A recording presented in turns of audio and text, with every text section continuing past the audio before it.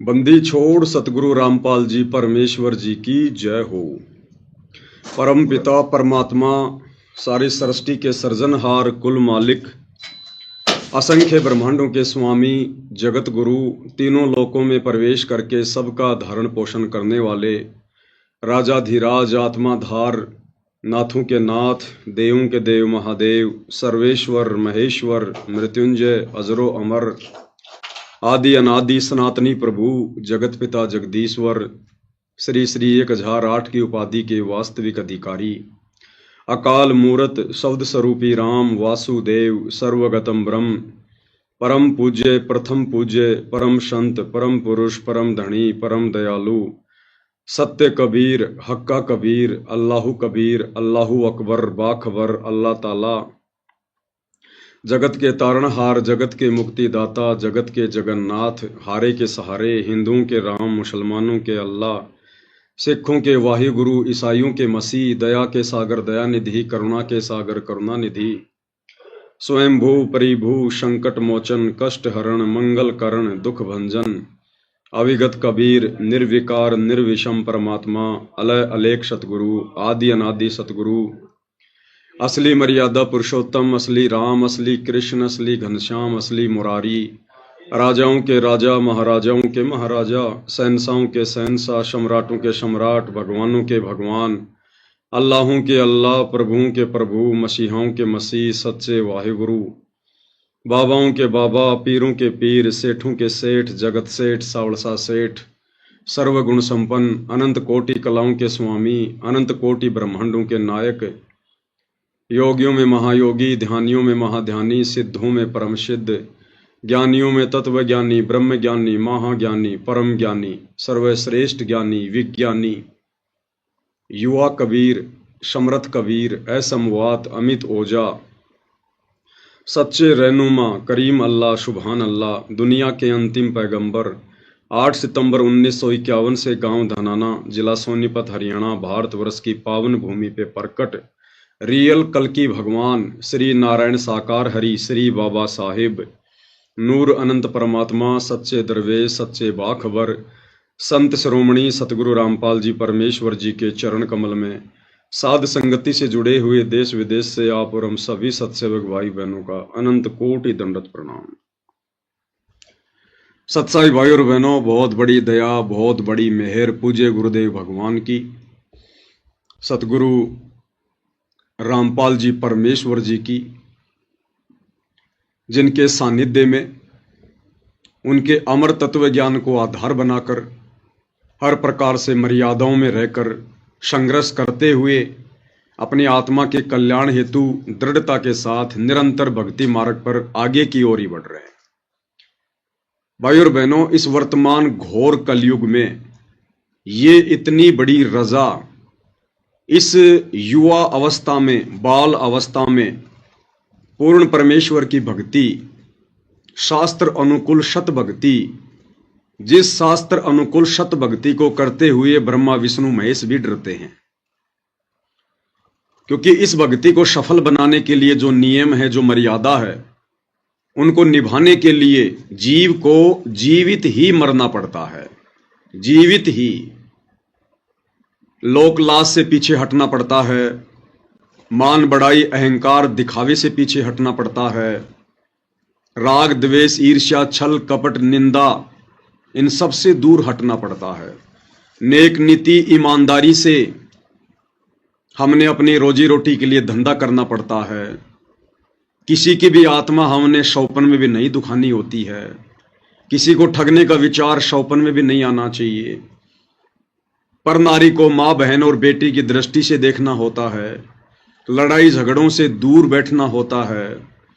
अपनी सुरती अपनी निरति अपना ध्यान अपने गुरुदेव के चरणों में रखना होता है और शरीर के प्रत्येक अंग का सदुपयोग, जैसे जिह्वा का उपयोग हमने सत्य भाषण करके सतगुरु के दिए गए मंत्रों का जाप करके सतगुरु की महिमा करके इसको सफल करना होता है, इसका सदुपयोग करना होता है। इन कानों से हमने ये दुनिया भर की निंदा चुगली नहीं सुननी होती है। ये दुनिया भर के फिल्मी गाने या अन्य ये जो अश्लील गाने हैं ये हमने नहीं सुनने होते हैं। यानी इतनी ढेर सारी मर्यादा, कदम कदम पर मर्यादा। तो इन मर्यादाओं को जिस दिन हम सही प्रकार से निभाने लग जाएंगे, उस दिन समझो हम संसार की तरफ से जीवित ही मर चुके हैं। और ये भाई और बहनों सबके बस की बात नहीं है। आदरणीय गरीबदास जी कहते हैं, सूली ऊपर सेज सुनो रे झुमकरा। यानी कबीर परमेश्वर की इस सत भक्ति को सफल करना ऐसा है जैसे सूली के ऊपर किसी ने अपनी सेज बिछा रखी हो। खांडे की धार है इस भक्ति को सफल करना। भक्ति तो हर कोई ले लेगा, भगत तो हर कोई बन जाएगा, कोई बड़ी बात नहीं है, बस नाम उपदेश लेना पड़ता है। हाथ में रक्षा सूत्र तो कोई भी बांध लेगा, गले में लॉकेट कोई भी लटका लेगा, लेकिन जब भक्ति को सफल करने की दिशा में आगे बढ़ने का समय आएगा तो अच्छे अच्छे सूरमा पीछे हट जाते हैं, अच्छे अच्छे सूरमा। तो भाई और बहनों, इस घोर कलयुग में सतगुरु की सत भक्ति और ऊपर से इसको सफल बनाने के लिए जिस कदर आप और हम सभी सत्सेवक भाई बहन निरंतर आगे बढ़ रहे हैं, ये कोई सामान्य बात नहीं है। आप और हमारे ऊपर गुरुदेव भगवान की कितनी रजा होगी, किस कदर उनकी दया दृष्टि होगी, हम इसका आंकलन भी नहीं कर सकते, आइडिया भी नहीं लगा सकते। जीव ये भक्ति कर ही नहीं सकता। इसीलिए परमात्मा कहते हैं, आप पे आरती आप पे साजे, आप पे किंगर आप पे बाजे, आप पे ताल झांझ झनकारा, आप नचे आप देखन हारा। ये परमात्मा हमसे भक्ति करवाता है, हर प्रकार से हमें संरक्षण देकर, हमारी शोषों इच्छाओं को शांत करके, हमारी ढेरों उन व्यर्थ की कल्पनाओं का मर्दन करके ये सतगुरु हमें भक्ति पर लगाता है और अपनी गोद में उठाकर चलता है। तब भाई और बहनों, इस काल के लोक में एक शब्द सतगुरु की भक्ति का सफल हो पाता है। अन्यथा यहां भक्ति करना खांडे की धार है, खांडे की धार। और जब हम जीवात्मा इस भक्ति मार्ग पर आगे बढ़ते हैं तो काल पहले से कहीं अधिक सक्रिय हो जाता है, एक्टिव हो जाता है कि ये आत्माएं इस भक्ति को सफल ना कर लें, क्योंकि ये काल बली भाई और बहनों, ये आलू टमाटर गोभी मटर पनीर नहीं खाता, ये जोटे बकरे मुर्गे नहीं खाता। जो वस्तु खाने का इसको श्राप लगा है, उसके लिए इसने आप और हमें यहां पर भेड़ बकरियों की तरह पाल रखा है, जो सतगुरु ने हमें सृष्टि रचना के माध्यम से बताया। हम मनुष्य शरीरधारी आत्माएं, स्त्रियां पुरुष, जैसा भी भोजन करते हैं, सात्विक राजसी या तामसी, उसका जो अंश होता है, सूक्ष्म अंश, वो हमारे सूक्ष्म शरीर में जमा होता रहता है। जैसे कोई व्यक्ति शराब पीता है, अब शराब कोई पीने की चीज थोड़ी है। परमात्मा कहते हैं ये शराब, ये तमाकू, ये मनुष्य शरीर के अनुसार है ही नहीं। कोई भी व्यक्ति शुरुआत में इसको इतनी आसानी से स्वीकार नहीं करता है। जब पहली बार कोई व्यक्ति तंबाकू सेवन करता है, बीड़ी सिगरेट वगैरह पीता है, तो जिस कदर उसको खांसी आती है, आंखों से पानी गिरता है, उसका बुरा हाल हो जाता है, क्योंकि ये वस्तुएं हमारे शरीर की तासीर के अनुसार नहीं है, हमारे शरीर की प्रकृति के अनुसार नहीं है। शराब पहली बार जब कोई व्यक्ति पीता है तो कैसे नाक को बीच कर और बड़ी मुश्किल से मन मार के एक आध घूंट शराब की लेता है, वो कितनी कड़वी होती है। लेकिन धीरे धीरे धीरे धीरे ये काल फिर उसको आदी बना देता है। तो ये चीजें हमारे शरीर की प्रकृति के अनुसार नहीं है, फिर भी इंसान पी रहा है, खा रहा है। मांस भक्षण, शुरुआत में कोई भी आदमी इतनी आसानी से मांस नहीं खाता, बड़ी घृणा आती है, लेकिन धीरे धीरे आदी हो जाता है। ये जबरदस्ती बाई फोर्स काल करवाता है, क्योंकि काल को यही तो खाने का आदेश मिला हुआ है। सूक्ष्म शरीर की वासना, सूक्ष्म शरीर का मैल, सूक्ष्म शरीर की गंध, जो ये आप और हमारे से इस प्रकार की बुराइयां करवाकर, विषय विकारों में धकेल कर, नशे करवाकर, शराब पिलाकर और हमारे सूक्ष्म शरीर में वासना जमा करता रहता है। वो वासना खाने का, वो मैल खाने का, वो गंध खाने का इसको परमेश्वर कबीर देव सतगुरु रामपाल जी की तरफ से श्राप लगा हुआ है। तो ये जबरदस्ती करवाता है। और इसी प्रकार भाइयों और बहनों, अब वर्तमान में जो ये भक्ति का पीक टाइम है, प्राइम टाइम है, कलयुग की बिचली पीढ़ी है, सतगुरु दिन रात मेहनत कर रहे हैं। 30 वर्षों से वर्णनीय संघर्ष किया है हमें समझाने के लिए सत्संग करके। तो ये भक्ति का प्राइम टाइम है, कलयुग की बिचली पीढ़ी। और जब इस मार्ग की शुरुआत हुई सन 1994 में, जब कबीर देव ने, सतगुरु रामपाल जी ने अपने यथार्थ 13वें कबीर पंथ की शुरुआत की, उसके बाद से काल पूरी तरह से बौखला गया। इसको चिंता होने लगी कि अब मेरा भोजन मेरे मुख से निकलेगा। तो भाई यहां तो आसानी से एक बिल्ली भी अपने भोजन को नहीं छोड़ती है, एक कुत्ता भी अपने भोजन को नहीं छोड़ता है जब उसके दांत तले हो। तो काल इतनी आसानी से कैसे छोड़ेगा आप और हमें? वो तो हर संभव अपने भोजन को बचाएगा, प्रयास करेगा। तो काल सन 1994 से ही एक्टिव है। और जैसे जैसे ये मार्ग आगे बढ़ता गया, काल को उतनी चिंता होने लगी, उतनी फिक्र होने लगी, और हर संभव प्रयास में लगा रहा।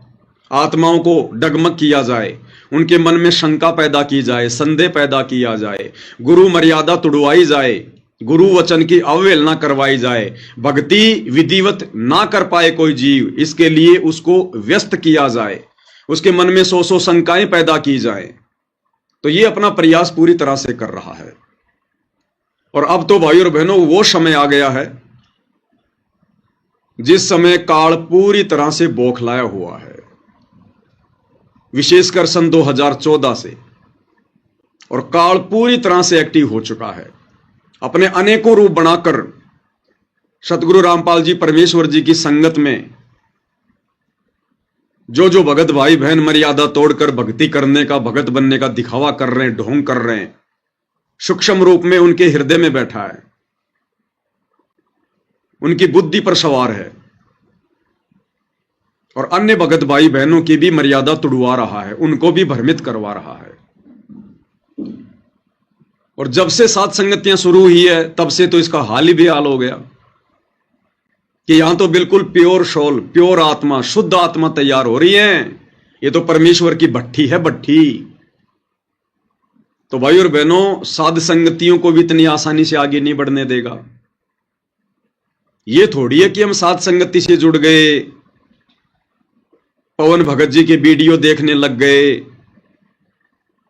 गुरु जी की आरती उतारने लग गए, गुरु जी को भोग लगाने लग गए, तो बस हमारा तो हो गया बेड़ा पार। इस वहम में ना रहना भाई और बहनों। अंतिम श्वास तक हमने इसी प्रकार से जागरूक रहना पड़ेगा। परमात्मा कहते हैं, पाकी फसल देखकर गरबैयो मत किसान, अभी तो झोले बहुत हैं भाई, घर आ ले तब जान।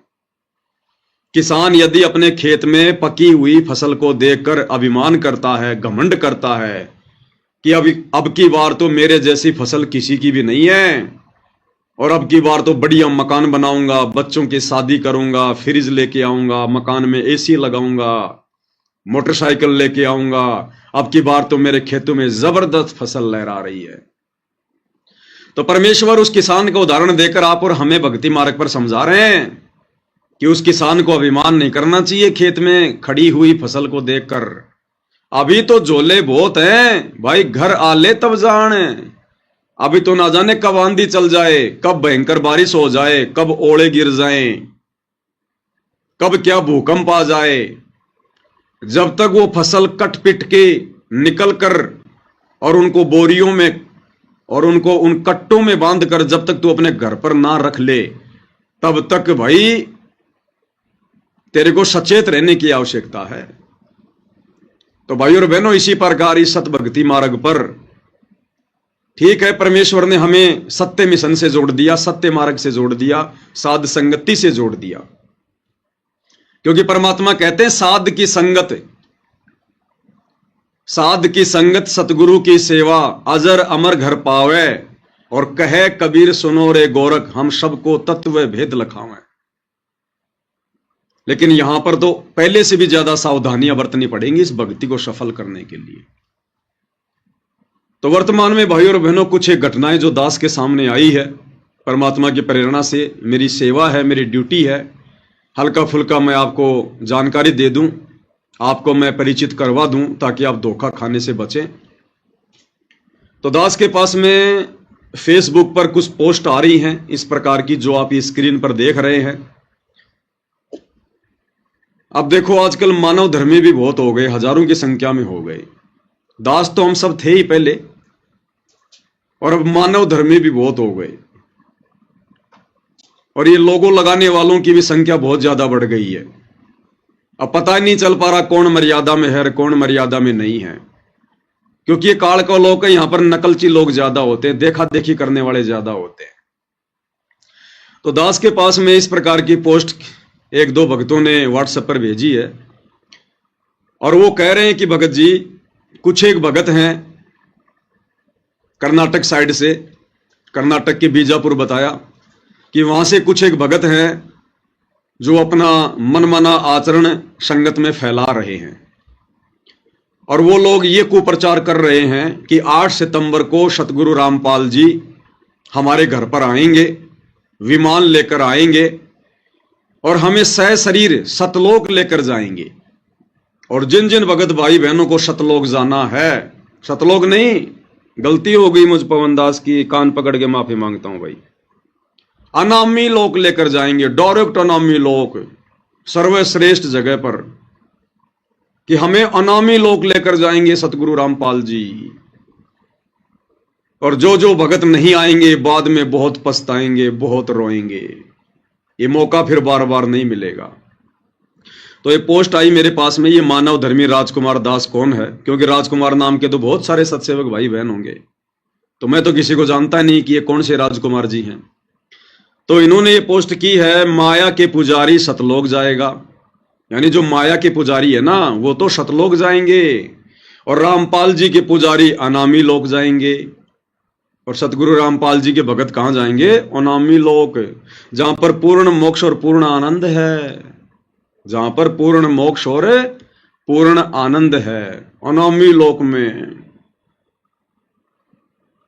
टट्टू है वहां पर, टट्टू, जैसे गुरुजी यहां कहते हैं ना कि जब संत आता है जब तो कोई पूजता को न्या, और मेरे मरे बाद में यहां पर मेरी मंडी बनाएंगे, यहां पर मेले भरा करेंगे, फेर के मिलेगा, यहां पर टट्टू मिलेगा।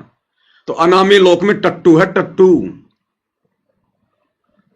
अकल के अंधो, क्या खाक सत्संग सुने तुम लोगों ने गुरुदेव भगवान के? क्यों अपने नाम के आगे भगत लगा रहे हो, मानव धर्मी लगा रहे हो, सत्सेवक लगा रहे हो? जिन जिन लोगों के इस प्रकार के विचार हैं वो दुनिया के सबसे बड़े गधे हैं, सबसे बड़े गधे। वो तो सतलोक आश्रम वालों से भी गिरे हुए हैं, गिरे हुए, मंदबुद्धि। अनामी लोक जाओगे, क्या है अनामी लोक में? क्या सत्संग सुने तुमने? अनामी लोक में सृष्टि है क्या? अरे परमात्मा क्या कहते हैं, लोक अनामी जावेगी वहां कोन्या मिले चौबारे, चौबारे यानी मकान, महल। अनामी लोक में सृष्टि नहीं है। लोक अनामी जावेगी वहां कोन्या मिले चौबारे, आत्मा और परमात्मा वहां कोन्या रहते न्यारे। यानी उस अनामी लोक में जाने के बाद में परमात्मा आत्मा का अस्तित्व सदा सदा के लिए समाप्त कर देता है। फिर आनंद क्या खाक भोगोगे तुम? जिस शब्द से परमेश्वर ने हमें प्रथम बार सतलोक में उत्पन्न किया था, उसी शब्द में परमात्मा अनामी लोक में ले जाकर आत्मा को वापस अपने शरीर में समा लेता है। फिर क्या खाक आनंद मनाओगे तुम वहां पर? टट्टू आनंद लोगे तुम वहां पर? अनामी लोक में केवल परमेश्वर अकेले रहते हैं, केवल परमेश्वर अकेले, और उनका जो रूप है वो निराकार और साकार से भी भिन्न है। ना उनको आकार में कह सकते, ना उनको साकार में कह सकते। निराकार और साकार से भिन्न जो अवस्था है उसमें रहते हैं परमात्मा, कबीर देव, सतगुरु रामपाल जी, सिर्फ अकेले। वहां सृष्टि नहीं है। सुना तुमने कभी किसी सत्संग में सृष्टि रचना में? कि अनामी लोक में सृष्टि है। अरे वाणी क्या कह रही है? लोक अनामी जावे गावा कोन्या मिले चौबारे। चौबारे यानी महल, वहां सृष्टि नहीं है। सृष्टि केवल नीचे के 3 लोकों में है। और सात संगति के माध्यम से जो वीडियो बन रहे थे पुस्तकों के ऊपर, तो भक्ति और भगवान पुस्तक में परमात्मा ने हमें क्या बताया कि जिस आत्मा को परमात्मा ने एक बार उत्पन्न कर दिया और जिन लोकों को परमात्मा ने एक बार उत्पन्न कर दिया, अनामी लोक से नीचे के 3 लोक जिनको परमेश्वर ने उत्पन्न किया है, उनको परमात्मा कभी भी नष्ट नहीं करेगा। यानी आत्मा को परमात्मा कभी अनामी लोक लेकर ही नहीं जाएगा। ये परमेश्वर का वचन है। आत्मा को परमात्मा ने अजरो अमर कहा है, अविनाशी कहा है। तो एक तरफ तो परमात्मा ने आत्मा को अविनाशी कह दिया, फिर अविनाशी आत्मा को परमात्मा नष्ट कैसे करेगा भाई? फिर तो भगवान का वचन ही झूठा हो गया। इसलिए गुरुदेव ने उस पुस्तक में बताया कि परमेश्वर ने नीचे के 4 लोकों को, यानी जो अनामी लोक है वो तो है ही है अविनाशी, और जो नीचे के 3 लोक परमात्मा ने जो और रचे, अगम लोक, अलख लोक और शतलोक, इनको भी परमात्मा ने अजरो अमर बनाया है, अविनाशी की संज्ञा दी है, और आत्मा भी अविनाशी। तो ये नीचे के 3 लोक यानी टोटल 4 लोक मान लो, और ये जितनी भी आत्माएं परमात्मा ने उत्पन्न की हैं, इनको परमात्मा कभी भी नष्ट नहीं करेगा, कभी भी। ये अखंड हैं। अब यहां से जाने के बाद फिर हम कभी भी, और परमेश्वर की सृष्टि तो कभी नष्ट होती नहीं, अविनाशी उसी को कहते हैं। अब इस काल लोक से यदि हम चले जाते हैं हिम्मत करके, संघर्ष करके, मर्यादाओं में रहकर, तो सीढ़ी दर सीढ़ी फिर हम ऊपर चढ़ेंगे, ऊपर के 3 लोकों में। पहले शतलोक में, फिर अलख लोक में, फिर अनामी लोक में। वो लोक परमात्मा कभी भी विनाश में नहीं लेके आएगा, अखंड है वो। और जितनी भी आत्माएं हैं वो भी फिर उन लोकों में रहेंगी, वो दोबारा फिर काल की सृष्टि में भी नहीं आएंगी। क्योंकि यहां हमने कितने दुख भोगे हैं असंख्य युगों से। अब हम सुखी सुख भोगेंगे, आगे सुखी सुख। अब यहां से तो दुख भोग के जा रहे हैं, और वहां जाके परमात्मा हमारे को अनामी लोक में जाके नष्ट कर देगा, आत्मा का अस्तित्व समाप्त कर देगा। तो क्या सुख भोगा फिर हमने? फिर हमें कैसा पता चलेगा कि गुरुजी जो कहा करते थे वो सत्य है, कि ऊपर इतना सुख है, इतने ठाठ बाट हैं, आत्मा कभी मरती नहीं है, वहां कभी मृत्यु नहीं होती है। तो परमेश्वर अनामी लोक में नहीं, अनामी लोक में तो परमेश्वर स्वयं रहते हैं। अरे जैसे देश का राष्ट्रपति है, और राष्ट्रपति का दिल्ली में राष्ट्रपति भवन है, उस राष्ट्रपति भवन में राष्ट्रपति कभी कोई कॉलोनी बसाता है क्या? आम व्यक्तियों के लिए, आम जनता के लिए कभी कोई स्कीम काटता है क्या? कोई मकान बनाता है क्या? उस राष्ट्रपति भवन में केवल राष्ट्रपति रहता है। आम लोगों के लिए वहां पर परमानेंट निवास नहीं होता। उसके लिए तो फिर उसने बहुत सारी कॉलोनियां बसा रखी हैं, नगर बसा रखे हैं, स्कीम काट रखी हैं। वहां रहो आराम से, जनता जनता ही होती है, राजा राजा ही होता है। तो अनामी लोक में कोई सृष्टि नहीं है। और ये जो भाई जो भी है, ये जिस प्रकार की ये भ्रमणा संगत में फैला रहा है, ये परमात्मा का घोर अपराधी आदमी है। देखो भाई और बहनों, मैं इसीलिए भगत भाई बहनों की ज्यादा लाइव आकर बढ़ाई नहीं करता, प्रशंसा नहीं करता। अन्यथा मेरे पास तो बहुत फोन आते हैं, बहुत मैसेज आते हैं, भगत जी मेरे साथ ये चमत्कार हो गया, ये हो गया। इसलिए दास ज्यादातर उनका जिक्र नहीं करता है, क्योंकि भाई और बहनों है तो आखिर हम सब जीव, हमारे अंदर हवा बहुत जल्दी भर जाती है। तो जहां तक मेरा आइडिया है, ये बीजापुर के, कर्नाटक के रमेश भगत जी वही हैं जिनके घर पर एक बार सात संगति हुई थी। वो सिक्योरिटी गार्ड की शायद नौकरी करते थे, और उनकी जगह जब वो सात संगति में थे तो उनकी जगह उनका रूप बनाकर सतगुरु रामपाल जी भगवान वहां पर उसकी ड्यूटी पे गए। दास ने लाइव आकर भगत भाई बहनों को बताया भी था, तो हो सकता है इस भाई के अंदर मान बढ़ाई समा गई हो और काल प्रेरणा से फिर काल ने अपना खेल खेलना शुरू कर दिया हो, या तो सावधानी हटी, दुर्घटना घटी भाई और बहनों। जीव जीव ही रहेगा, अगर पीव बनने का प्रयास करेगा तो सत्यानाश होगा, सत्यानाश। तो ये व्यक्ति यदि ऐसी गलती कर रहा है और यदि ये वही कर्नाटक के बीजापुर वाला रमेश है जो इस प्रकार की बकवाद संगत में फैला रहा है, तो ये व्यक्ति भाई और बहनों परमात्मा का घोर अपराधी है, दोषी है परमात्मा का। इसने सात संगति से जुड़ने के बाद भी अपना ये मनुष्य जीवन बर्बाद कर दिया। खुद तो नरक में जाएगा जाएगा, अपने परिवार को भी लेकर जाएगा।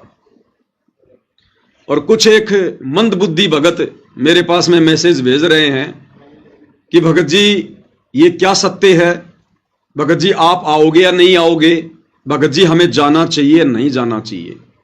भाई वो भी गए काम से, वो भी काम से गए। अगर उस रमेश को मान लो अगर गुरुजी ने कुछ दिखाया है, देखो भाई और बहनों परमात्मा समर्थ है, परमात्मा ये नहीं कर सकता वो नहीं कर सकता। अगर कोई इस प्रकार की बातें बोलता है तो गुरुदेव ने उसको मूर्ख बताया।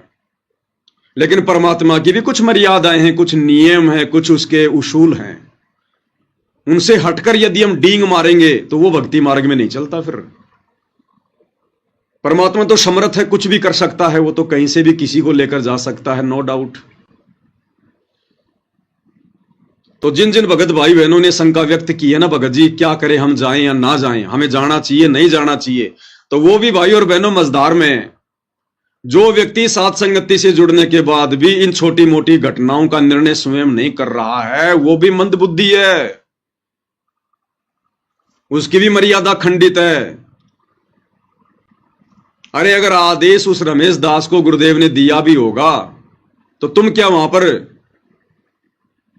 वहां पे टट्टू लाने जा रहे हो? जब तुम्हें ले जाना होगा तो परमात्मा तुम्हें भी सूचना भेज देगा। अगर उस रमेश दास को उसके अनुसार गुरुजी ने आकर कहा है कि बेटा 8 सितंबर को तैयार रहना, मैं विमान लेके आऊंगा और तेरे को डायरेक्ट अनामी लोक में लेकर जाऊंगा, तो बाकी क्यों अपने ऐसे तैसी करवा रहे हो? वहां जाकर तुम्हें क्या मिलेगा? तुम्हारे लिए हुआ क्या आदेश है? तुम्हें आदेश दिया गया है क्या? तुम क्यों भेड़ चाल में भग रहे हो? तुम क्यों देखा देखी में भग रहे हो?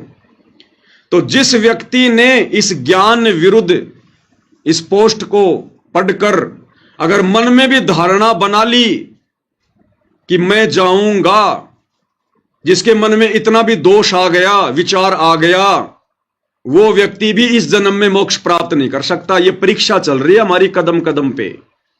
अभी देखा नहीं तुमने इस हार में किस प्रकार से परमात्मा ठोक ठोक के परीक्षा ले रहा है? तो ये परीक्षा ही है, ये वाली भी जो ये पोस्ट आई है संगत में। ये पाखंड, ये आडंबर, ये ढोंग, ये षड्यंत्र, ये काल अब कदम कदम पे रचेगा। दास बहुत पहले कह चुका है भाई और बहनों, अब हम साथ संगति में उस दौर से गुजर रहे हैं, यहां पर जरा भी त्रुटि परमात्मा को पसंद नहीं होगी, जरा भी त्रुटि। और जरूर इस व्यक्ति ने कोई ना कोई गलती करी है, मर्यादा तोड़ी है, और ये काल ने अपना खेल खेला इसके साथ में, काल ने, क्योंकि काल ने भी तो अनामी लोक बना रखा है। अरे काल ने भी तो यहां पर नकली अनामी लोक, नकली अगम लोक, नकली सतलोक बना रखे हैं ना। तो ये काल खेल खेल रहा है उसके साथ में काल, क्योंकि परमात्मा काल को इजाजत दे देगा तो फिर वो अपने बाप का रूप बना लेगा, वैसे नहीं बना सकता।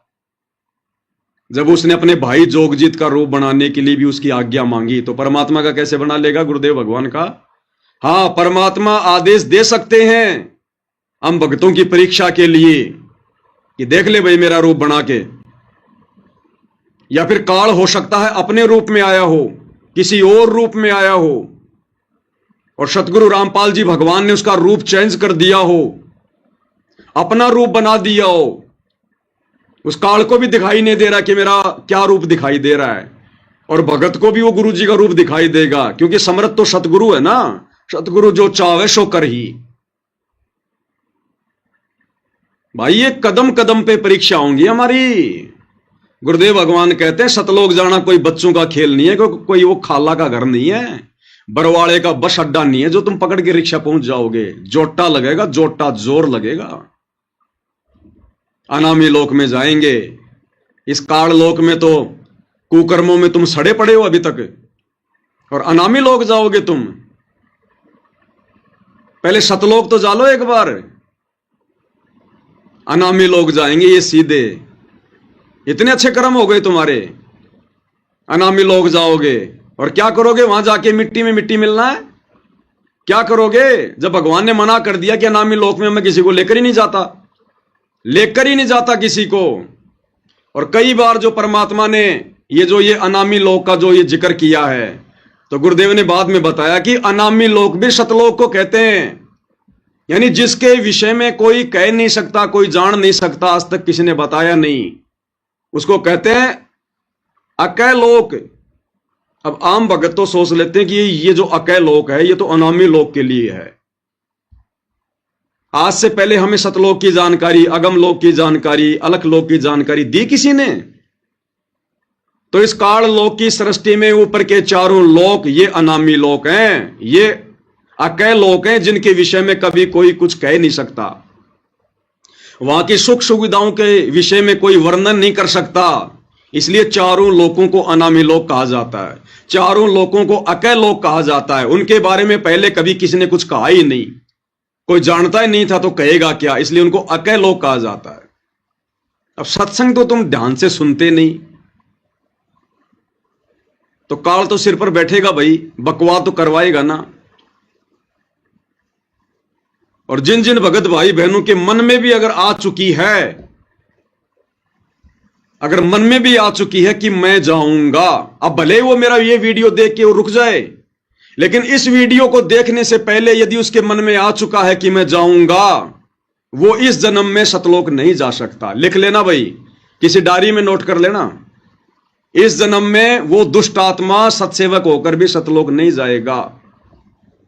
चाहे कितना नाक रगड़ रगड़ की माफी मांग लेना भगवान से। इस समय हमारी इतनी सी गलती भगवान के दिल को गहरी चोट पहुंचाएगी, गहरी चोट। और जिस मूर्ख ने अपनी नादानी से अपने गुरु को दुखी कर दिया, वो कभी सतलोक जा सकता है? वो तो काल लोक में भी कभी सुख नहीं उठा सकता। वो तो 84 लाख योनियों का अधिकारी है, 84 लाख योनियों का। अरे फिर ये धोखेबाज भगवान हो गया, फिर सतगुरु रामपाल जी तो धोखेबाज हो गया। फिर जो अकेले रमेश दास को आकर कह रहा है कि तुझे सहशरीर सतलोक ले जाके जाऊंगा, बाकी भाई बहनों को बुला लो।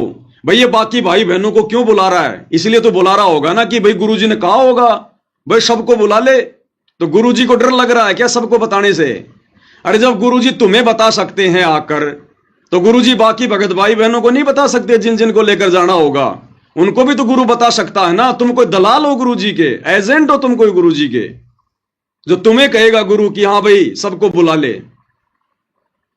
तो भाई और बहनों, ये काल इस समय सिर पर बैठकर डांस करेगा जिसकी जरा भी मर्यादा टूटी। और इस रमेश दास की अगर ये इस प्रकार की बकवादे कर रहा है तो अवश्य इसने गलती की है, इसकी मर्यादा टूटी हुई है, इसके घर में, इसके घट में काल का प्रवेश है। और ऐसी आत्माओं से भाई और बहनों दूरी बना के रखना, नहीं तो हम अपना मनुष्य जन्म बर्बाद कर देंगे। हमें तो गुरुजी ने कभी इस प्रकार की विधि नहीं बताई, 30 साल हो गई, कभी गुरुजी ने नहीं कहा कि भाई मैं ऐसे चुपके चुपके आऊंगा और उस भगत के माध्यम से फिर मैं तुम्हें संदेशा दिलाऊंगा कि आ जाओ आ जाओ, तुम्हें अनामी लोक लेकर जाऊंगा। हमें तो कभी नहीं कहा गुरुजी ने कि मैं तुम्हें अनामी लोक लेकर जाऊंगा। हमें तो केवल गुरुजी सतलोक तक की जानकारी दे रहे हैं और कह रहे हैं सबसे पहले हम यहां से सतलोक जाएंगे। सतलोक में फिर तुम्हारी इच्छा है ऊपर जाओ या ना जाओ, बाकी सतलोक में फिर तुम्हें कोई कष्ट नहीं है, कोई दिक्कत नहीं है, वहां कोई मृत्यु नहीं है, किसी चीज का अभाव नहीं है, कोई बुढ़ापा नहीं है, कोई रोग नहीं है। फिर आगे तुम्हारी मर्जी भाई, अगर आगे जाओगे तो आगे की तुम्हें भक्ति दे दी जाएगी। हमें तो कभी नहीं कहा गुरुजी ने किसी भी सत्संग में कि भाई तुम्हें डायरेक्ट अनामी लोक लेकर जाऊंगा। और ये इस प्रकार की घटिया पोस्ट डाल के कि माया के पुजारी सतलोक जाएगा। अरे माया के पुजारी कभी सतलोक जाएंगे क्या मूर्ख आदमी? अरे माया का पुजारी कभी सतलोक जा सकता है क्या? ये टोटल भाई और बहनों काल बैठा उसके सिर पे काल है।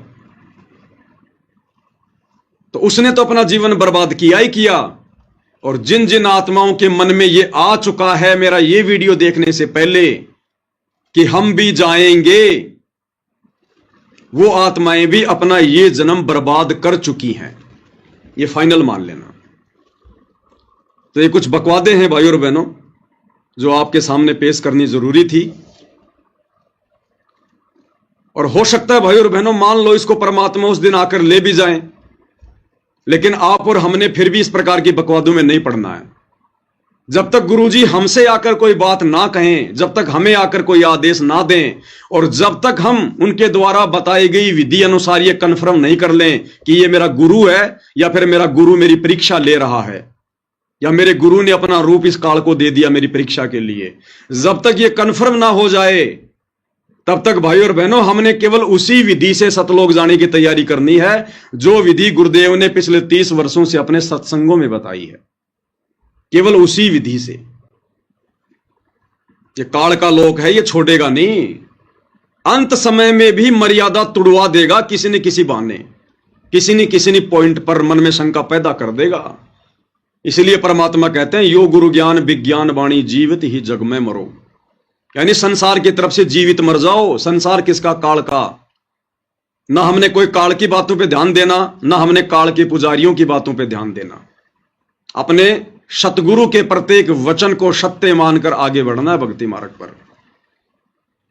और जैसे जैसे हम अब आगे की ओर बढ़ेंगे 2028 युग परिवर्तन, तैसे तैसे ये काल भाई और बहनों ना जाने क्या क्या परपंच रचेगा, क्या क्या षड्यंत्र रचेगा। अभी तो देखते जाओ आप, अभी तो ढंग से शुरुआत है।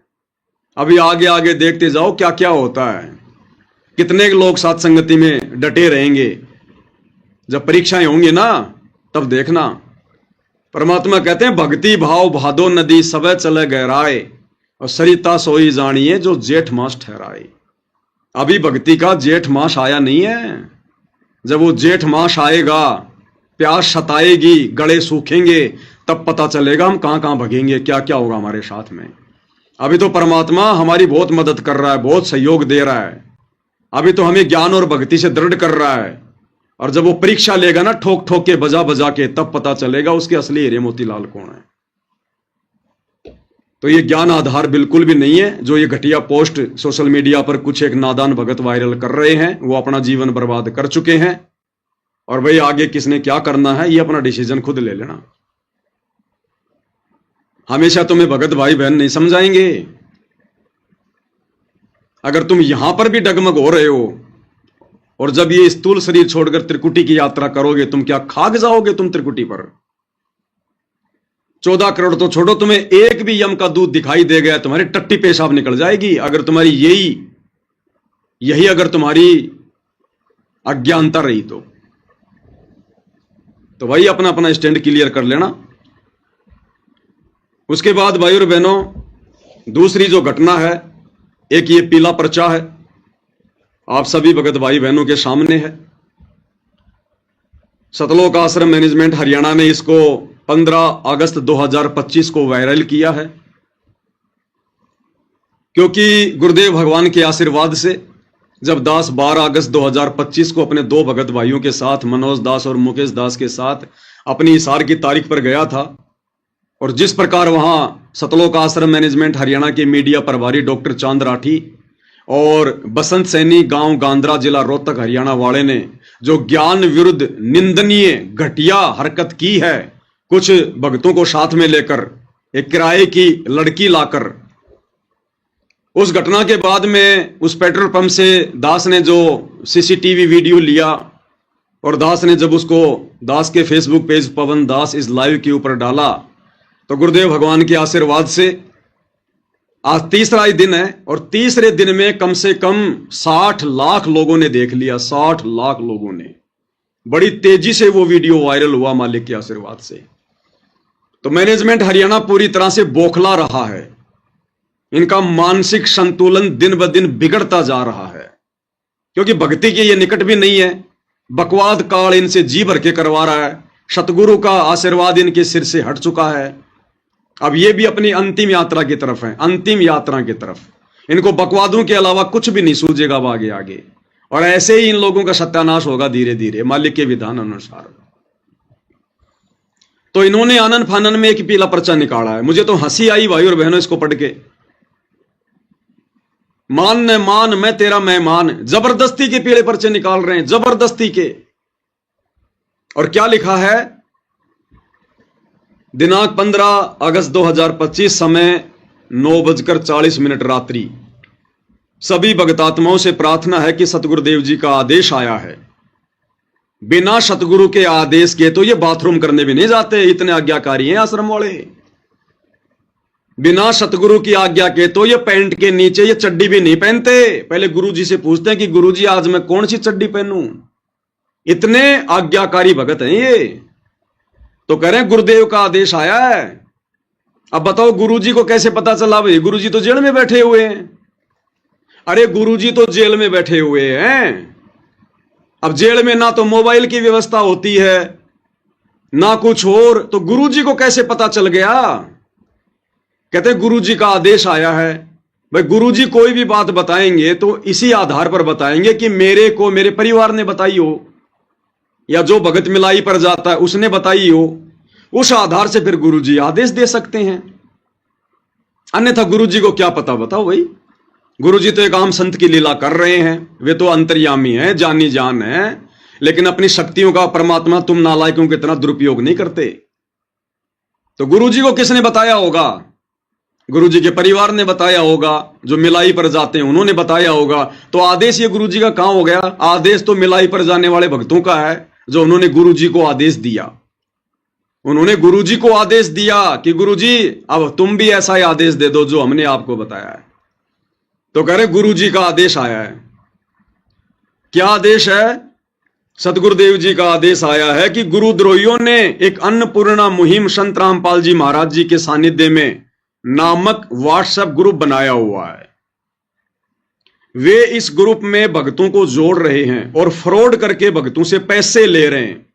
अरे हम सत्सेवक तो थूकते हैं तुम्हारी अन्नपूर्णा मुहिम के पैसों पर, थूकते हैं। थूक के बताऊं क्या?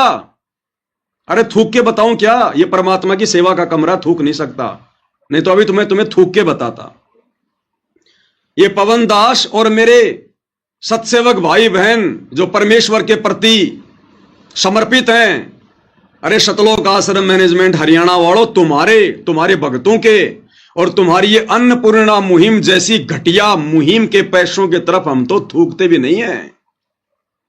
ये हराम की कमाई, ये पाप की कमाई, ये झूठ और फरेब की कमाई, हम सत्सेवक तो पेशाब भी नहीं करते इसके ऊपर, पेशाब भी।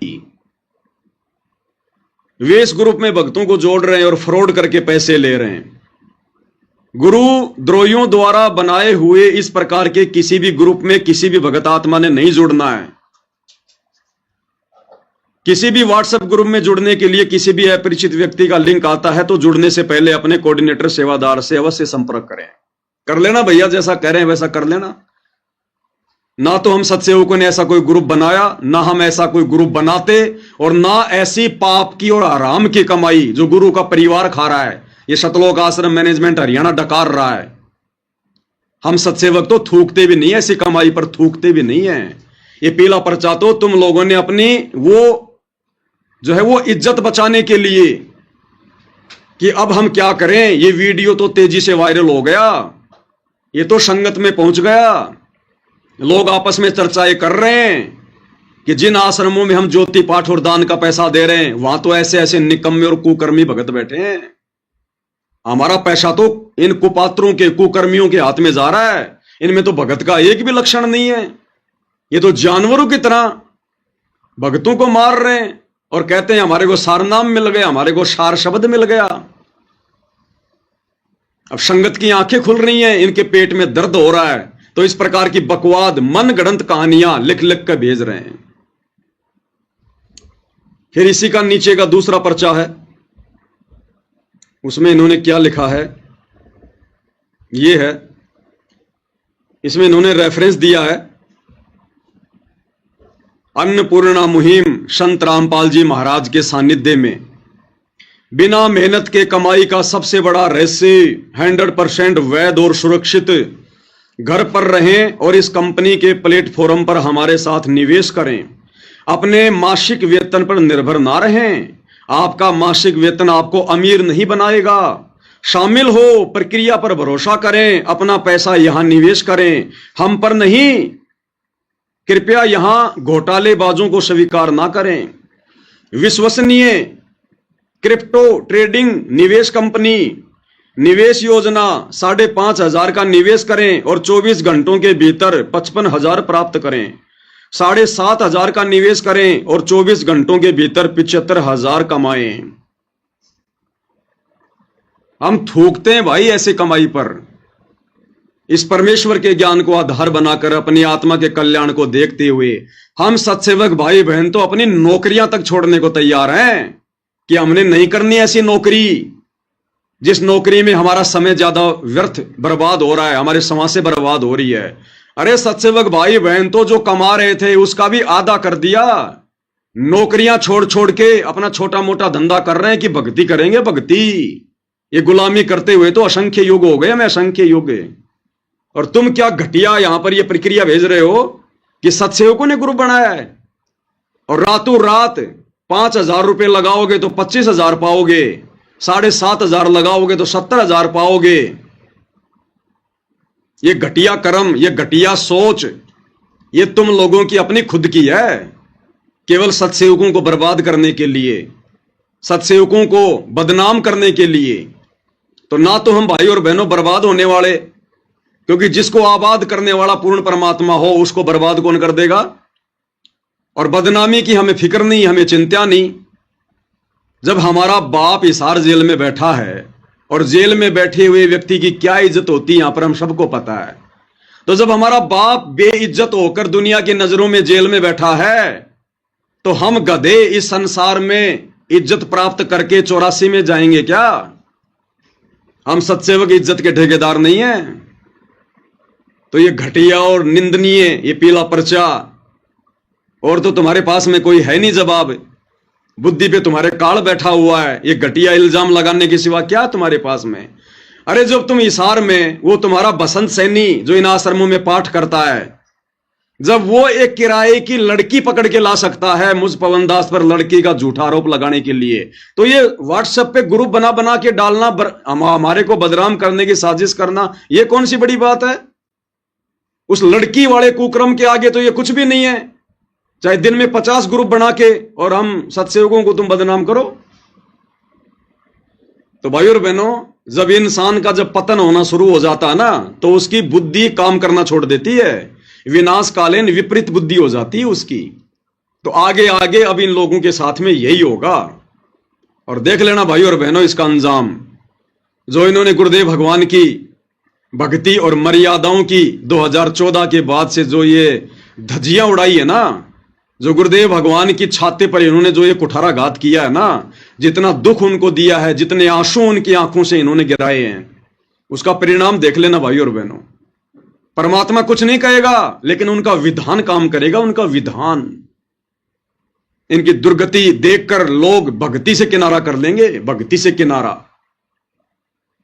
इनका वो समय आएगा थोड़े दिनों बाद में, ये काल चक्कर शुरू हो चुका है अब।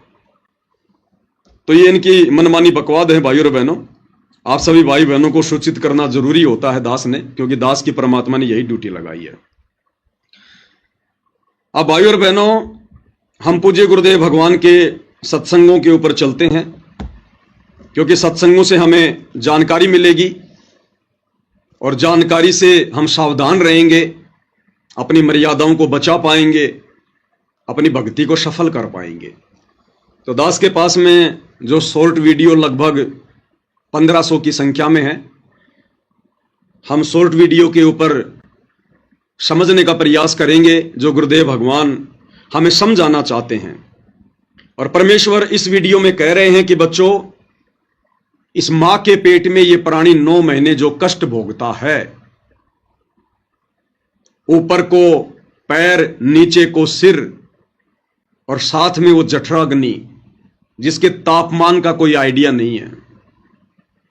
लोहा पिघलाने की जो फैक्ट्री होती है ना, उससे भी सैकड़ों गुना ज्यादा तापमान इस परमेश्वर के द्वारा बनाए गए इस शरीर में जठराग्नि में होता है, जठराग्नि में। ये परमेश्वर की रचना है। तो परमात्मा कहते हैं कि 9 महीने ये आत्मा, ये जीव इतना भयंकर दुख भोगता है। सबसे बड़ा नरक कुंड मां का गर्भ है, मां का पेट, जहां हम सभी भगत भाई बहन, जब जब हमारे को ये मनुष्य जन्म मिलता है, हम ये कष्ट भोग कर बाहर निकलते हैं, कष्ट भोग कर बाहर। इसलिए परमात्मा कहते हैं अगर तुम पार नहीं हो पाओगे तो तुम्हें बारंबार नरक कुंड में गिरना पड़ेगा, नरक कुंड में। क्योंकि इस मनुष्य शरीर में एक ब्रह्मांड की पूरी रचना है, पूरी रचना। और एक ब्रह्मांड में इस काल ने स्वर्ग भी बना रखा है, नरक भी बना रखा है। तो हमने सब कुछ भोगना पड़ता है, सब कुछ। तो यदि हम मोक्ष प्राप्त नहीं करते हैं मनुष्य जन्म प्राप्त करके, भले हमारे को परमात्मा 84 में ना भेजे, देखो 84 में भेजना ना भेजना, इसके पीछे भी एक रहस्य होता है। जैसे गुरुदेव भगवान अपने कई सत्संगों में जिक्र करते हैं कि बच्चों, यदि तुमने एक बार उपदेश ले लिया और जब तुम्हें सतनाम मिल जाता है, सतनाम मिलने के बाद यदि तुम्हारी मृत्यु भी हो जाती है या तुम्हारा मोक्ष नहीं हो पाता है, तो तुम 84 लाख योनियों में नहीं जाओगे, बारंबार तुम्हें मनुष्य जन्म प्राप्त होंगे। अब इसके पीछे भी भाई और बहनों कुछ नियम हैं। हर भगत को सतनाम लेने के बाद यदि पार नहीं हुआ तो केवल मनुष्य जन्म ही नहीं मिलेंगे, वो 84 में भी जाएगा। नियम क्या है? 84 में तो वो भगत नहीं जाएगा जो भक्ति करते करते भी, गुरु में श्रद्धा रखते रखते भी, जो किसी कारण से रह गया, उसका पैर फिसल गया, उसने सतनाम भी ले लिया, सारनाम भी ले लिया, लेकिन किसी न किसी पॉइंट पर वो रह गया। अगर वो गुरुद्रोही नहीं होता है, अगर वो गुरु की निंदा चुगली नहीं करता है, अगर वो विशेष कोई बकवाद नहीं करता है, तो फिर परमात्मा उस आत्मा को जल्दी से 84 में नहीं जाने देता, जल्दी से नहीं जाने देता। बारंबार उसको मनुष्य जन्म मिलेंगे, परमात्मा उसकी बैटरी चार्ज करता रहेगा। और जिस भगत ने इस सत्संग को सुनकर कि सतनाम तो मेरे को मिल ही गया, सार नाम तो मुझे मिल ही गया, और गुरु जी का आदेश है कि जिसने एक बार सतनाम ले लिया, सार नाम ले लिया, और अगर इस कलयुग की पिछली पीढ़ी में पार नहीं हुआ तो वो 84 में नहीं जाएगा।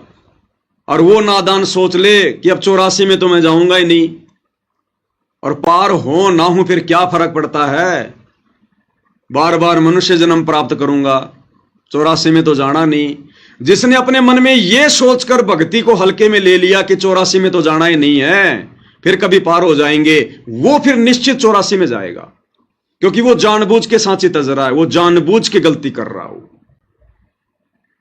और एक वो व्यक्ति जो भक्ति करते करते सतनाम लेकर, सार नाम लेकर जो गुरुद्रोही हो जाता है, जो गुरुद्रोही हो जाता है।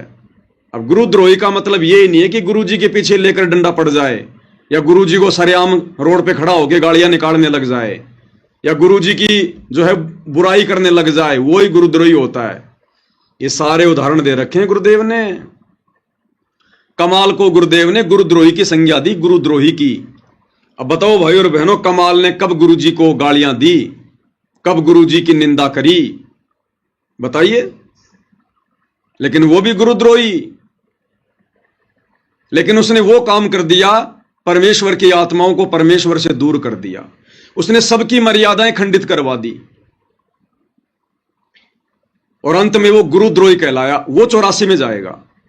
और उस कमाल वाला काम वर्तमान में गुरु जी का परिवार कर रहा है, ये कोऑर्डिनेटर कर रहे हैं, ये नामदान संचालक कर रहे हैं, ये बसंत सैनी जैसे लोग कर रहे हैं, उसी कमाल वाला काम। अरे कमाल ने तो कभी गुरु जी को गालियां नहीं दी, फिर भी गुरुद्रोही। गालियां ये मैनेजमेंट वाले भी नहीं दे रहे, लेकिन फिर भी ये गुरुद्रोही हैं, क्योंकि इनकी नीच हरकतों से ये दुनिया वाले गुरु जी को गालियां दे रहे हैं। इन्होंने 2019 में गुरुदेव भगवान की मर्यादाओं के विरुद्ध खड़ा होकर काल प्रेरणा से पूरी संगत को यह आदेश बता दिया कि गुरु जी का आदेश है, हमने बीजेपी को हराना है और कांग्रेस को जिताना है। और एक ऐसे व्यक्ति का फुल टू फुल हरियाणा में समर्थन करवा दिया भक्तों से, जिस व्यक्ति के विषय में गुरुदेव ने साफ साफ कह रखा कि उस भूपेंद्र सिंह हुड्डा को, जो करोथा कांड के समय कांग्रेस सरकार में हरियाणा का मुख्यमंत्री था, गुरुदेव ने कह दिया कि उस व्यक्ति के तो इतने लंबे लंबे कीड़े पड़ेंगे, इतने लंबे लंबे कीड़े। और उसने तो पाप कर्मों की मालगाड़ी भर ली, पाप कर्मों की मालगाड़ी। उसी व्यक्ति को काल प्रेरणा से 2019 में गुरुजी के परिवार ने, इन कोऑर्डिनेटरों ने हरियाणा में दोबारा से मुख्यमंत्री बनाने के लिए जी जान से प्रयास किया। सतगुरु के द्रोही उस भूपेंद्र सिंह हुड्डा का समर्थन करवाया। और जिस समय इन्होंने गुरुदेव के विधान से हटकर, क्योंकि गुरुदेव भगवान तो राजनेताओं पर थूकते भी नहीं है, इस राजनीति पर थूकना भी पसंद नहीं करते गुरुजी, तो अपने भक्तों को इस गंदी राजनीति में झोंकना तो बहुत दूर की बात है। और उसी गुरु का नाम लेकर 2019 में कांग्रेस को वोट डलवाए। अब जब कांग्रेस को वोट डलवाए जा रहे थे, खुलेआम कांग्रेस का समर्थन किया जा रहा था, तो बीजेपी वाले क्या कर रहे थे? वो गुरुजी को गालियां दे रहे थे। पता नहीं क्या क्या कहा होगा गुरुदेव भगवान को कि काय का संत है, डोंगी पाखंडी, इसमें और राम रहीम में क्या अंतर, इसमें और आसाराम में क्या अंतर। सरकार के तलवे चाटने शुरू कर दिए। बीजेपी ने इस बाबा रामपाल का क्या बिगाड़ दिया जो कांग्रेस के तलवे चाट रहा है। अपनी जमानत करवाने के लिए, जेल से बाहर निकलने के लिए इसने कांग्रेस के साथ में साठगांठ कर ली। अब दुनिया को क्या पता कि ये सारे कुकर्म उनकी गैर हाजिरी में उनका परिवार कर रहा है, ये कोऑर्डिनेटर कर रहे हैं काल प्रेरणा से। तो बीजेपी वालों ने जी भर के गुरु की निंदा की, जी भर के गुरु को गालियां दी। और उसके लिए निमित्त कौन बना? गुरुजी की आड़ में 2019 में कांग्रेस का समर्थन करवाने वाला गुरु का परिवार, ये कोऑर्डिनेटर। फिर जब कांग्रेस सरकार से इनका कार्य सिद्ध नहीं हुआ, काल ने देखा कि अभी ये पूरी मर्यादा टूटी नहीं है, ढंग से इनका घीस निकालनी है। फिर 2024 में उसी काल ने प्रेरणा करके इस सतलोक आश्रम मैनेजमेंट हरियाणा को बीजेपी के सपोर्ट में खड़ा कर दिया। कांग्रेस को छोड़ दिया और फिर बीजेपी के सपोर्ट में आ गए। बड़े बड़े नेताओं की रैलियों में, एमएलए की रैलियों में बेचारे भोले भाले भक्तों को गुरुजी का आदेश बताकर भेजा जा रहा है। सरेआम वोट डलवाए जा रहे हैं पार्टी विशेष का नाम लेकर। अब वो कांग्रेस वाले क्या करेंगे? फिर वो गुरुजी को गालियां निकालेंगे कि भाई ये तो वास्तव में महादोगल आदमी है। अब इसने बीजेपी की पूंछ पकड़ ली, ये तो दल बदलू आदमी है, ये बाबा रामपाल तो बिना पैंदे का लोटा है, पता नहीं क्या क्या कहा होगा और जी भर के गालियां दी होंगी। इसका तो कोई स्टैंड ही नहीं है। इस बाबा रामपाल से तो राम रहीम 100 गुना अच्छा। वो शुरू से बीजेपी का है और ये तो कभी कांग्रेस का, कभी बीजेपी का, कभी कांग्रेस का, कभी बीजेपी का। तो गुरुदेव भगवान की ये निंदा चुगली जो उन्होंने की, उसके लिए निमित्त कौन बने? गुरुजी का परिवार, ये कोऑर्डिनेटर। तो बताओ इनसे बड़ा गुरुद्रोही और कौन होगा? अरे उस कमाल ने कम से कम ऐसा घटिया काम तो नहीं किया जो तुमने कर दिया। तुम तो उससे भी बड़े गुरुद्रोही की श्रेणी में हो। अरे उस काल ने कभी स्टेडियम तो नहीं बनवाए, खेल तो उस समय भी खेला करते थे लोग। उस काल ने कभी, उस कमाल ने कभी स्टेडियम तो नहीं बनवाए, अपने गुरु की मर्यादाओं को सरेआम तो नहीं तोड़ा। जो कुकर्म तुम लोगों ने कर दिए गुरु की आड़ में, तो ये रियल गुरुद्रोही हैं भाई और बहनों। तो ऐसी आत्माएं फिर 84 लाख योनि में जाएंगी, चाहे वो कितना बड़ा सूरमा क्यों ना हो। उसने चाहे सतनाम ले रखा हो, चाहे सारनाम ले रखा हो, ये काल सूक्ष्म चोट मारेगा। ये आमने सामने की लड़ाई नहीं लड़ेगा वर्तमान में। इसने कह रखा है कि अब मैं रावण जैसी गलती नहीं करूंगा, आमने सामने होकर लड़ाई नहीं लड़ूंगा। मैं दुर्योधन जैसी गलती नहीं करूंगा, आमने सामने की लड़ाई नहीं लड़ूंगा। मैं कंस जैसी गलती नहीं करूंगा, आमने सामने की लड़ाई नहीं लड़ूंगा। इस कलयुग की बिचली पीढ़ी में अगर मैं लड़ाई लड़ूंगा उस कल की भगवान के साथ, उस पूर्ण परमात्मा के साथ, तो उसके भक्तों के अंदर मैं प्रवेश करके लड़ूंगा, उसके भक्तों में प्रवेश करके लड़ूंगा। उसके भक्तों का ही मैं उस भगवान का विरोधी बना दूंगा और फिर कहूंगा कि अब मुझे मार के बता। अगर मुझे मारना है तो पहले अपने भक्तों को मारना पड़ेगा, क्योंकि मैं तेरे भक्तों में प्रवेश हूं। अगर मुझ काल को मारना है तो पहले अपने भक्तों को मारना पड़ेगा, क्योंकि अब वो आमने सामने की लड़ाई नहीं लड़ रहा, अब वो सूक्ष्म लड़ाई लड़ रहा है, भक्तों में प्रवेश करके भक्तों की मर्यादा तोड़वा रहा है। इसलिए तो गुरुदेव भगवान कहते हैं, संगत माही कुसंगत उपजे जैसे बन में बांस, और आप घिस घिस आग लगा देकर बनखंड का भी नाश। अब भाई बाप तो अपने बेटों को मार नहीं सकता, चाहे कितना ही निकम्मा क्यों ना हो। तो बाप ने खूब कोशिश की समझाने की, लेकिन नहीं समझे। बरवाला कांड से पहले बहुत कोशिश की समझाने की, लेकिन नहीं समझे। और बरवाला कांड के बाद भी गुरु ने 10 साल तक मौका दिया कि समझ जाओ समझ जाओ समझ जाओ, नहीं संभले, उल्टे बिगड़ते चले गए। तो अब गुरुदेव भगवान ने इन आश्रम वालों को और अपने परिवार को उनके जो है वो कर्मों के ऊपर छोड़ दिया कि भाई अब तुम्हें सजा तुम्हारे कर्म ही देंगे, क्योंकि संत तो अपनी संतता छोड़ेगा नहीं, अपनी तरफ से किसी को बद्दुआ देगा नहीं। इसलिए जीव के कर्मों पे छोड़ दिया। और कर्म इनके इतने बिगड़े हुए हैं भाई और बहनों, इतने बिगड़े हुए हैं, इनका कहीं से कोई बचाव का साधन नहीं निकलेगा, कहीं से भी।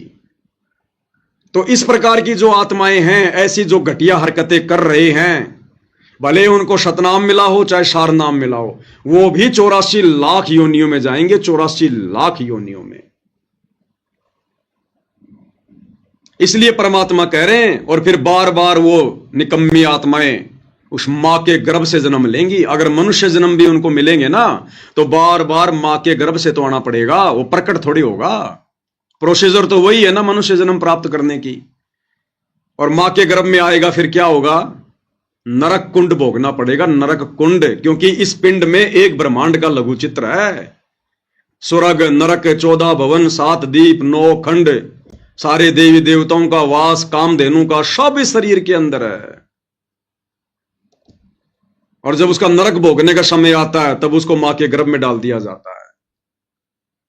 फिर उसको मनुष्य जन्म मिलता है। और मनुष्य जन्म में यदि उसने कोई ऐसा कुकर्म कर दिया, यदि किसी की हत्या कर दी, यदि उसको जो है वो कसाई का जन्म मिल गया, तो कसाई के जन्म में वो कितने बकरे काटेगा, कितने मुर्गे काटेगा, कितने कर्म फोड़ेगा। फिर वो कुकर्मों का फल भोगने के लिए फिर उसको भी 84 में जाना पड़ेगा। तो भाई और बहनों, एक बार यदि बात बिगड़ गई तो फिर बिगड़ती चली जाएगी, फिर बिगड़ती चली जाएगी। ये बात फिर संभलने में नहीं आएगी ये। इसलिए हमने साथ साथ में गुरुदेव के संकेतों को भी समझना है। हम इसी बात को लेकर ना भूल जाएं कि बस अब तो मेरे को सतनाम मिल गया, सारनाम मिल गया, अगर पार भी नहीं हो पाया तो 84 में तो जाऊंगा ही नहीं। किसने कह दिया 84 में नहीं जाएगा? अरे ब्रह्मा विष्णु महेश की पदवी कौन आत्मा प्राप्त करती है? वो आत्मा जो कलयुग की पिछली पीढ़ी में सतगुरु रामपाल जी की शरण में आती है, और शरण में आकर जो सारनाम की कमाई करता है। और सारनाम लेने के बाद भी जो आत्मा पार नहीं हो पाती है, उन्हीं आत्माओं को तो फिर ब्रह्मा विष्णु महेश की पदवी मिलती है। और गुरुदेव ने क्या बताया कि ये ब्रह्मा विष्णु महेश भी अपना समय पूरा करके 84 लाख की यात्रा में जाएंगे, 84 लाख की यात्रा में। तो कौन से बहम में घूम रहे हो भाई और बहनों? इसलिए परमात्मा कहते हैं, समझा है तो सिर धर पांव, बहुर नहीं रे ऐसा दाव। तो परमेश्वर उसी के विषय में हमें कुछ बातें बता रहे हैं जो ध्यान से सुनने की आवश्यकता है। तू ही तुतकारे थी, जपे था जपा जाप, और बाहर आके भरम गया तो बहुत करते है पाप। माँ के पेट में तो तू ही ये भगवान निष्पक्ष, बाहर निकाल दो आपको बोलूंगा नहीं, तू ही, तेरे बिना कोई नहीं हमारा, तू ही तुतकारे थी, वहां जपता जपा जाप, और बाहर आके भरम गया तन बहुत किए अब पाप। तू ही तुतकारे थी, रंकार धुन ध्यान, कभी तड़प तड़प का मालिक ने याद करे था अंदर से कसक के साथ। जिनियो साज बनाई या जाकू ले पहचान, जिनियो साज बनाइया जाकू ले पहचान।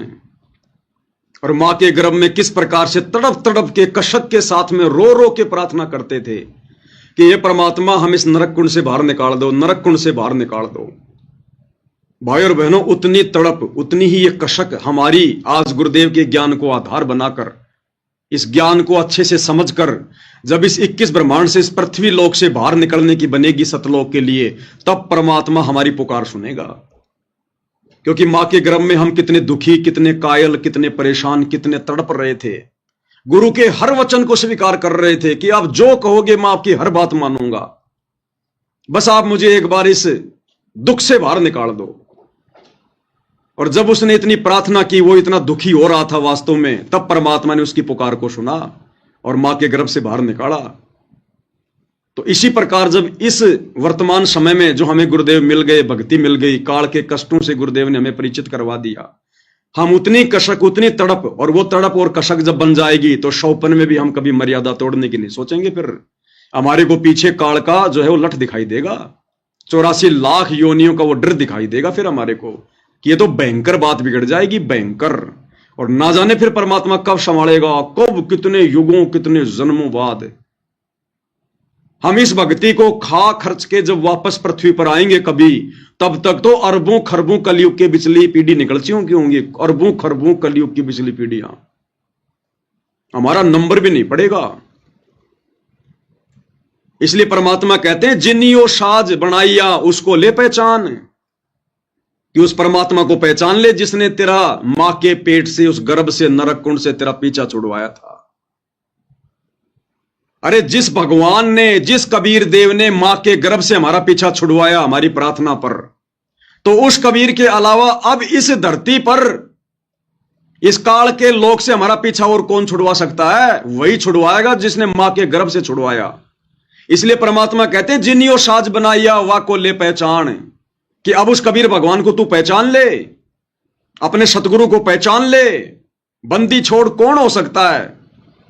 काल के बंधनों से कौन छुड़वा सकता है? वो मां का गर्भ भी तो काल का जो है वो बंधन था, बंद थी।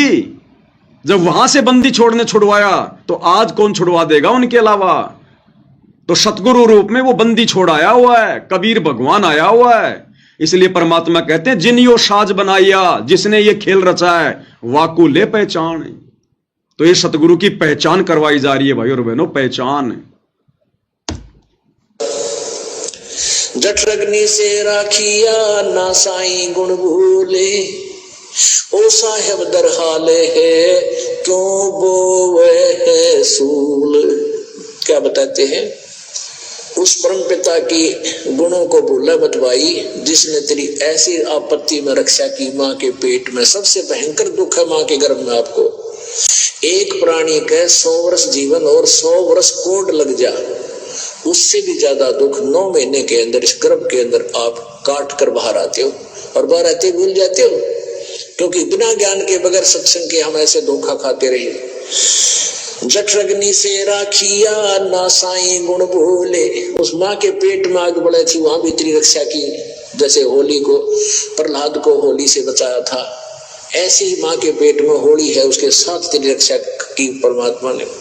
ना साईं गुण भूल, उस परम पिता के गुणों को भूल मत।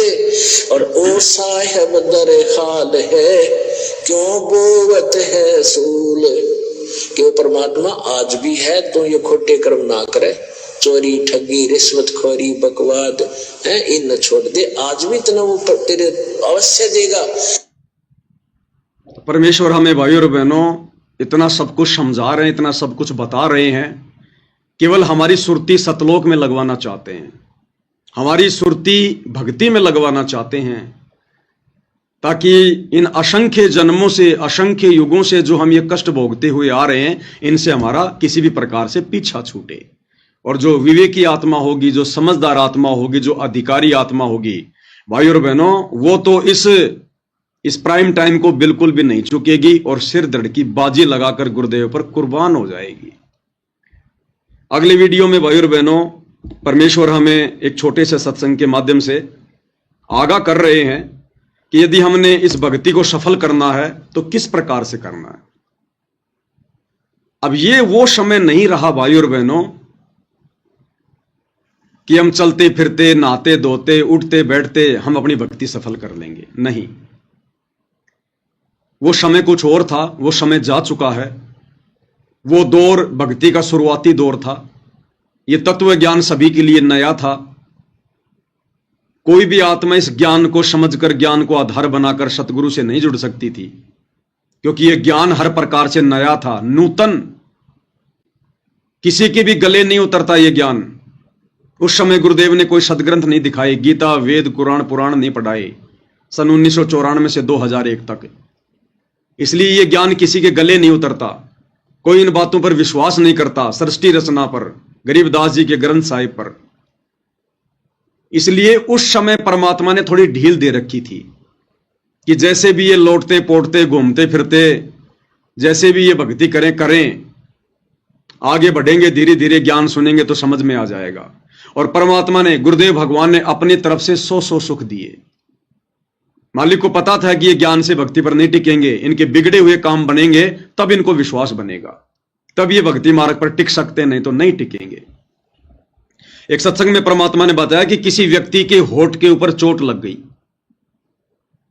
काफी गोली दवाई कराई लेकिन कोई आराम नहीं हुआ। तो किसी बुजुर्ग ने बताया कि भाई थोड़ा सा देसी घी का हलवा बना के इसके होठ पे लगाओ, उससे ये ठीक होगा। तो घर वालों ने 1 चम्मच थोड़ा सा हलवा बनाया और उसके होठ के ऊपर रखें और वो तुरंत अंदर ले जाए, तुरंत रखें और अंदर ले जाए। तो फिर उस व्यक्ति ने कहा, अरे पहले इसको अंदर से छिकाओ, पहले इसका पेट अंदर से भरो पूरा, फिर ये इसके होठ पे टिकेगा ये हलवा। तो फिर ढंग से हलवा बनाया, पहले उसको खिलाया, और जब उसका पेट भर गया, और हलवा भाई और बहनों गुरुदेव ने बताया एक ऐसी चीज है, एक बार यदि आपका हलवे से मन भर गया ना, उसके बाद में आपको इतना सा हलवा भी अच्छा नहीं लगेगा। तो पहले तो उसको अंदर से छिका और फिर उसके होठ पे लगाया, फिर उसके होठ पे वो हलवा टिका। तो गुरुदेव भगवान को पता था भाई और बहनों कि ये आत्माएं इस सृष्टि रचना को स्वीकार नहीं करेंगी, ये आत्माएं इतना विश्वास नहीं करेंगी जब तक इनके बिगड़े हुए कार्यों को सिद्ध ना किया जाए। तो भक्ति की शुरुआत में गुरुदेव भगवान ने हमारे बिगड़े हुए सैकड़ों कामों को जो है वो ठीक किया। बच्चों को नौकरियां दी, किसी की भैंस का थन खराब हो रहा है उसको ठीक किया, किसी के घर में भूत प्रेत की बाधा उसको ठीक किया, किसी के ऊपर किसी ने कोई जंत्र मंत्र करवा रखा है, मूठ करवा रखी है, परमात्मा ने उसको ठीक किया। कोई डॉक्टरों से हॉस्पिटलों में जा जाके दुखी हो लिया था, मरना ही एक अंतिम अपना टारगेट मान लिया था, परमात्मा ने उसको स्वस्थ किया। इस चक्कर में वो आत्मा गुरुदेव भगवान से जुड़ी रही, जैसे तैसे करके वो अपनी भक्ति करती रही, लेकिन ज्ञान को आधार नहीं बनाया। तो ये वाणी, नाम उठत नाम बैठत नाम सोवत जागबे, नाम खाते नाम पीते नाम सेती लागबे,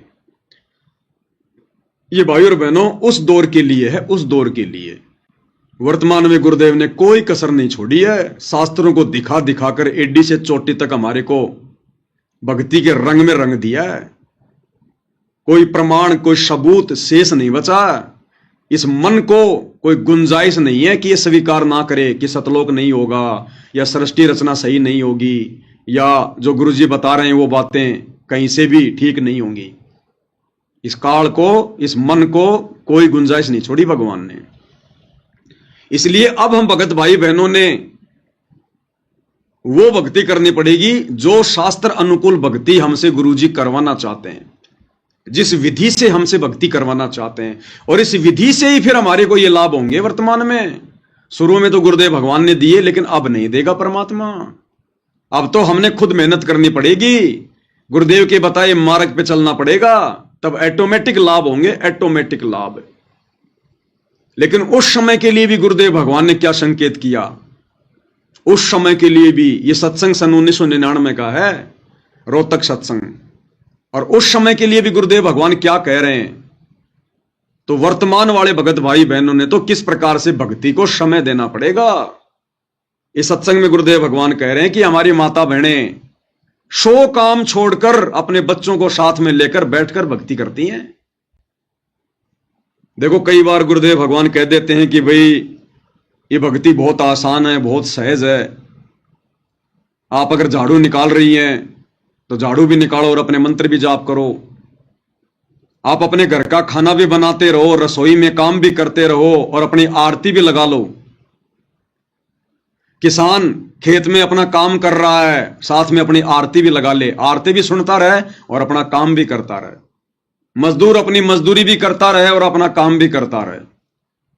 और किसी किसी सत्संग में फिर गुरुदेव ने क्या बताया कि बच्चों, जब तक हम प्रथम मंत्र का जाप सुरती, नृत्य और मन के साथ नहीं करेंगे, तब तक वो कमाई हमारे मोक्ष में काउंट नहीं होगी। और सतनाम के बारे में बताया कि जब तक हम सुरती, नृत्य, मन और पवन, ये चारों एलिमेंट लगाकर भक्ति नहीं करेंगे विधि से, वो सतनाम की कमाई हमारे मोक्ष में काउंट नहीं होगी। बाकी हम जो भक्ति कर रहे हैं, जो मंत्र जाप कर रहे हैं, व्यर्थ वो भी नहीं है। क्योंकि परमात्मा कहते हैं नाम अभय पद निश्चय उपजय, बीज पड़े ज्यों खूडम। यानी किसान जब बीज डालता है वो तो अपनी मुट्ठी से छोड़ देता है। अब कोई बीज जमीन में जाके उल्टा गिरता है, कोई सीधा गिरता है, तो वो जामता अवश्य है। इसलिए परमात्मा कह रहे हैं कि नाम सुमरन तो वो भी काम करेगा जो खाते पीते, उठते बैठते, नहाते धोते कर रहे हैं। लेकिन विशेष इस मोक्ष वाली भक्ति में तुम्हारा वो सुमरण काउंट होगा, तुम्हारा वो भक्ति धन गिना जाएगा जो तुम विधि विधान से करोगे, सुरती, नृत्य, मन और पवन के साथ में करोगे। तीनों समय की आरतियां समय निकालकर, बैठकर या खड़े होकर, जैसे भी तुम्हारी व्यवस्था है, और विधि विधान से करोगे, हाथ में भक्ति बोध लेकर करोगे। अनपढ़ हो तो फिर गुरुदेव भगवान की अपनी ऑडियो वीडियो लगा लो, लेकिन तुमने समय निकालना पड़ेगा, एक जगह स्थिर होना पड़ेगा, बैठना पड़ेगा या खड़ा होना पड़ेगा। अब भागते भागते, नहाते धोते, उठते बैठते, भैंसों को बाहर ले जाते लाते ये आरतियां करोगे तो बात नहीं बनेगी। अब ये बिल्कुल पीक टाइम आ गया भक्ति का। और अब परमात्मा ने हमें वो भक्ति विधि दे दी, अनमोल भक्ति विधि। कम से कम सुबह शाम तो हम भगत भाई बहनों ने गुरुदेव भगवान की 5 दीपक वाली थाली के साथ में आरती उतारनी है। देखो, विशेष परिस्थितियों में, चाहे सुबह का नित्य नियम हो, चाहे शाम की संध्या आरती हो, अगर हम दीपक वाली आरती के साथ में नहीं करते हैं तो कोई दोष नहीं है, कोई नुकसान नहीं है। भले आप जी 5 दिन के लिए कहीं बाहर चले गए, आप नहीं कर पाए तो कोई दिक्कत नहीं है। ऐसी विशेष परिस्थितियों में हम लोग चलते चलते भी आरती कर सकते हैं, अपना काम धाम करते करते भी हम लोग आरती जो है वो कर सकते हैं। लेकिन यदि आप बिल्कुल नॉर्मल वे में हैं, आपके पास समय है, तो फिर हमने विधि विधान से ही परमेश्वर की आरतियां करनी पड़ेंगी। हमने समय निकालकर चारों एलिमेंट लगाकर सुरती, नृत्य और मन और पवन के साथ ही हमने सुमरण करना पड़ेगा। और उस सुमरण में जो आनंद होगा, उस सुमरण का जो धन जमा होगा, वो वारन पार होगा। तो वर्तमान में तो हमने भाई और बहनों कितना सावधान होकर इस भक्ति को ही अपने जीवन का अंतिम लक्ष्य मानकर, प्रथम कार्य मानकर, बाकी कार्य बाद में, भक्ति वाला कार्य प्रथम, आत्म कल्याण प्रथम है, बाकी दुनिया के काम बाद में है। और जिस समय आत्माएं इस विधि से भक्ति नहीं करती थी, फिर भी परमात्मा सत्संग में जिक्र कर रहे हैं, क्योंकि परमात्मा ने वो सत्संग उस समय केवल उसी समय को ध्यान में रख के नहीं किया, मालिक ने आगामी समय को ध्यान में रख के सत्संग किया। और गुरुदेव कह रहे हैं 1999 में कि हमारी माता बहनें 100 काम छोड़कर, अब बताओ भाई, 100 काम में तो सारे काम आ गए। खाना बनाने का काम, झाड़ू निकालने का काम, कपड़े धोने का काम, बर्तन धोने का काम, बच्चों को नहलाने का काम, उनको कपड़े पहनाने का काम, सारे काम आ गए 100 कामों में। तो 100 काम तो होते भी नहीं है। और दूसरा 100 काम का मतलब होता है सारे सांसारिक झंझटों को छोड़कर। और क्या कह रहे हैं, बच्चों को साथ में लेकर बैठकर भक्ति करते हैं, आरती करते हैं। तो ये आदेश है गुरुदेव भगवान का। जब हम भी इसी प्रकार से अपने 100 काम छोड़कर और बैठकर यहां पर बैठने का मतलब है शांति से, जैसे पहले हम भागादौड़ी में आरती, भागादौड़ी में भक्ति मंत्र करते थे, तो यहां पर बैठने का मतलब है शांति से समय निकालकर अपने बच्चों को साथ में लेकर बैठ के भक्ति करती हैं। अब एक तरफ तो गुरुजी कहते हैं कि खाना बनाते बनाते भी कर लो, और यहां कह रहे हैं कि 100 काम छोड़कर हमारी माता बहनें बच्चों को साथ में लेकर भक्ति कर रही हैं। तो भाई और बहनों, हमने गुरुदेव के संकेतों को समझना पड़ेगा। आप विशेष परिस्थितियों में अपना कार्य करते करते आरती कर सकते हो, सुमरण कर सकते हो, लेकिन हमने ये रोजाना का रूटीन नहीं बनाना। ये मजबूरी आपको महीने में 2 बार आ सकती है, 3 बार आ सकती है, ज्यादा से ज्यादा 5 बार आ सकती है। उन मजबूरी में तो हम लोग आरती वारती ऐसे कर सकते हैं, अपना ऑडियो वीडियो में लगा के या जैसे भी है, अपना कोई कार्य जो है वो करते करते। आप कहीं जा रहे हो, आप अपनी गाड़ी में आरती लगा लो, 2-4 भगत हो तो वैसे अपनी लेके भक्ति बोध अपना बैठे बैठे आरती कर लो, ये विशेष परिस्थितियों में। बाकी यदि आप घर पर हो, नॉर्मल वे में हो, तो फिर आपने विधि विधान से ही परमेश्वर की शास्त्र अनुकूल भक्ति करनी पड़ेगी। तभी ये माना जाएगा कि हमने 100 कार्यों को छोड़कर भक्ति को प्रथम महत्व दिया है। तब भाई और बहनों परमात्मा प्रसन्न होंगे। वे तो अंतर्यामी हैं, उनको दिखाने और बताने की जरूरत नहीं है। तो क्या कहते हैं गुरुदेव भगवान, क्या संदेशा दे रहे हैं? भाई और बहनों, ये शॉर्ट वीडियो अब हमने दोबारा सुनने को नहीं मिलेंगे, ये फाइनल वीडियो बन रहे हैं। और हो सकता है गुरुदेव भगवान के आने के बाद ये पवन दास या मेरे जैसे अन्य सत्सेवक भाई बहन जो परमेश्वर का संदेशा दे रहे हैं, हो सकता है हम भाई बहन आप लोगों को सोशल मीडिया पर दिखाई भी ना दें।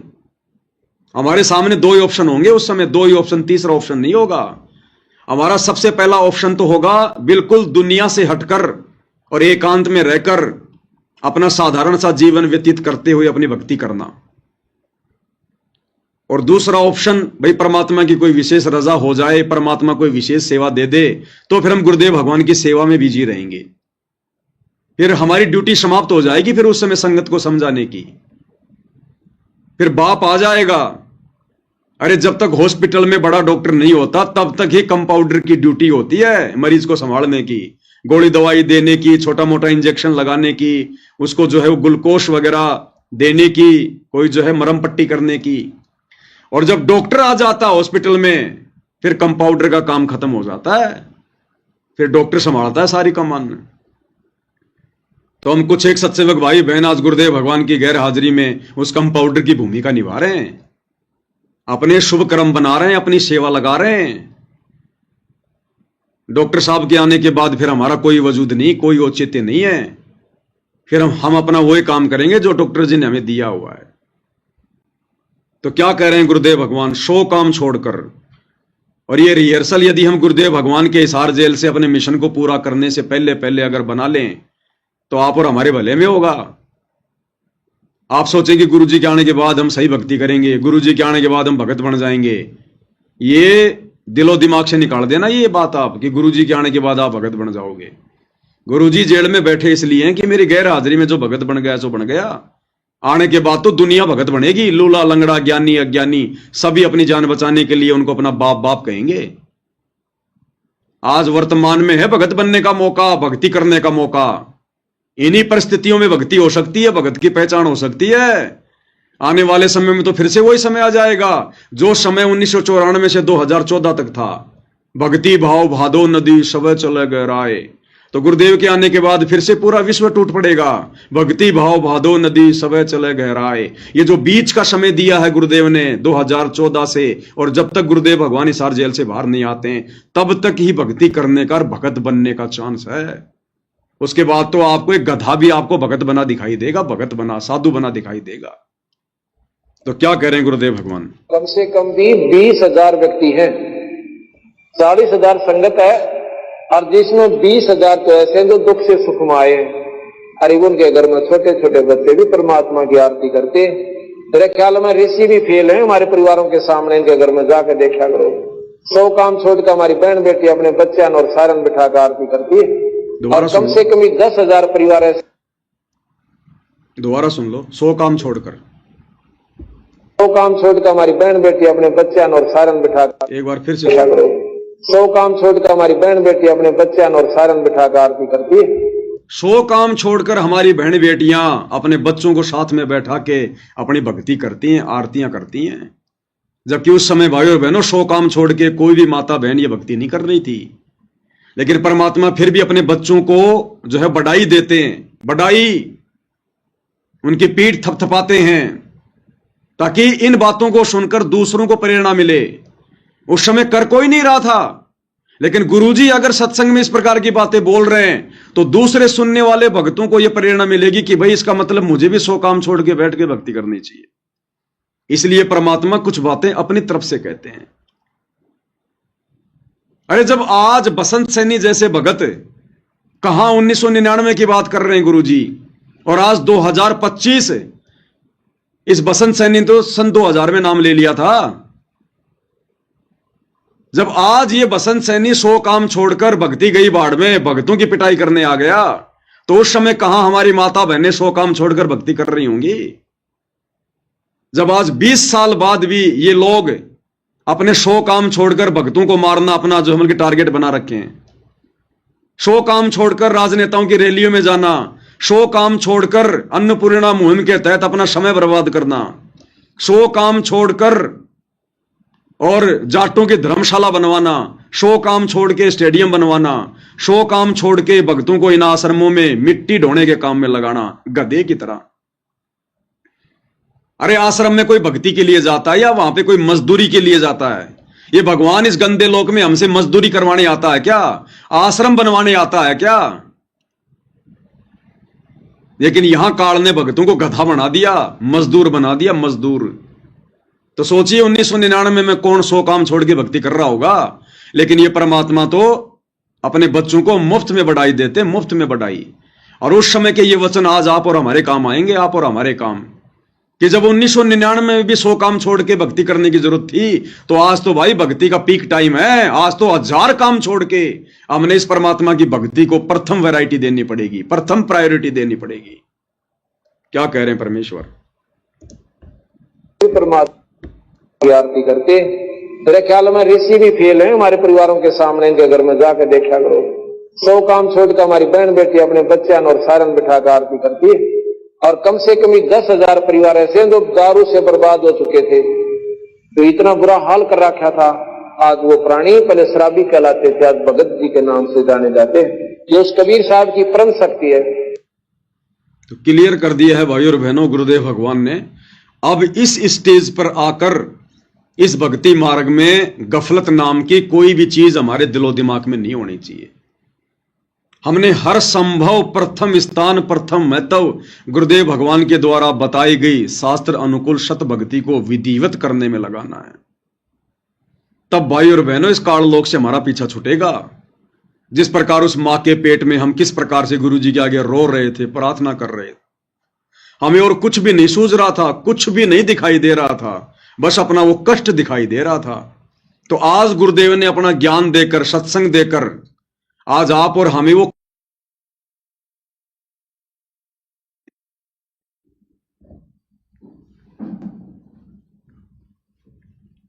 लाइट चली गई, लाइव डिस्कनेक्ट हो गया क्या?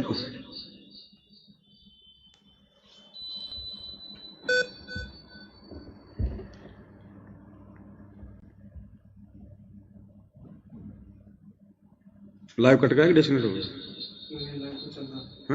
लाइव तो चल रहा है। चल रहा है। ये एसी का तो मैं उसको बुलाना पड़ेगा। लाइव चल रहा है, डिस्कनेक्ट थोड़ी हुआ। नहीं चल रहा है। टीवी के चला दो। ये बीच में थोड़ी लाइट चली गई थी भाई और बहनों, लाइट कट गई थी, इसकी आवाज डबल क्यों आ रही?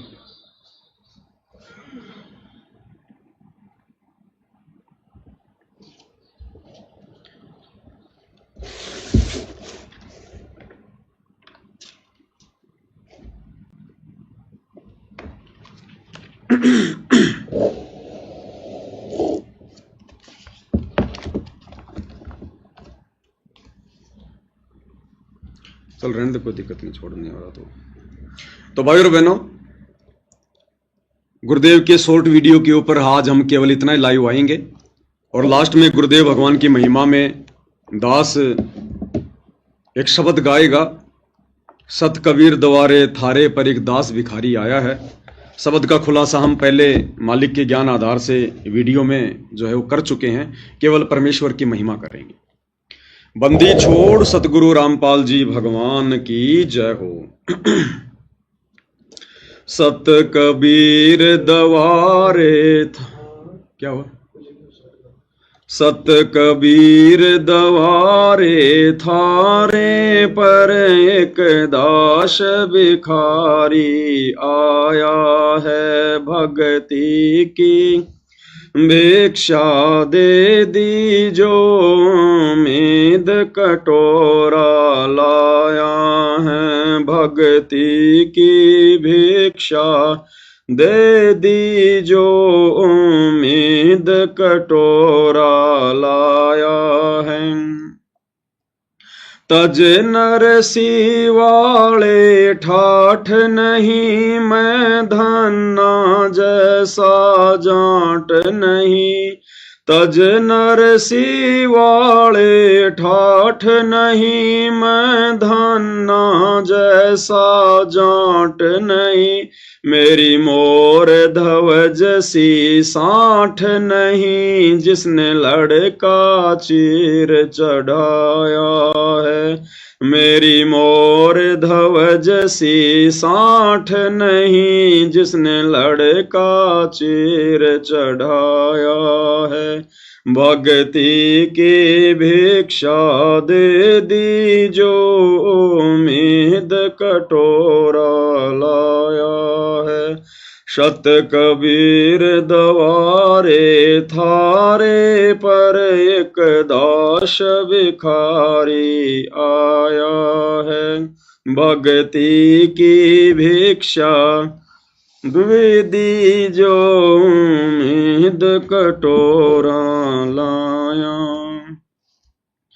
शेख फरीद जैसा तप नहीं मेरा वाल्मीक जैसा जप नहीं शेख फरीद जैसा तप नहीं मेरा वाल्मीक जैसा जप नहीं मंसूर सियानल हक नहीं जिसने टुकड़े शरीर कराया है मंसूर सियानल हक नहीं जिसने टुकड़े शरीर कराया भक्ति की भिक्षा दे दीजो उम्मीद कटोरा लाया है सत कबीर दवारे थारे पर एक दास भिखारी आया है भक्ति की भिक्षा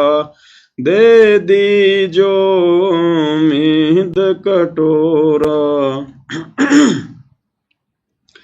धोरो जैसी आस नहीं प्रहलाद जैसा विश्वास नहीं धोरो जैसी आश नहीं मेरा प्रहलाद जैसा विश्वास नहीं मेरा मीरा जैसा रास नहीं जिसने रो और नाच रिझाया है मेरा मीरा जैसा रास नहीं जिसने रो और नाच रिझाया है भक्ति की भिक्षा दे दीजो उम्मीद कटोरा लाया है सत कबीर दवारे थारे पर एक दास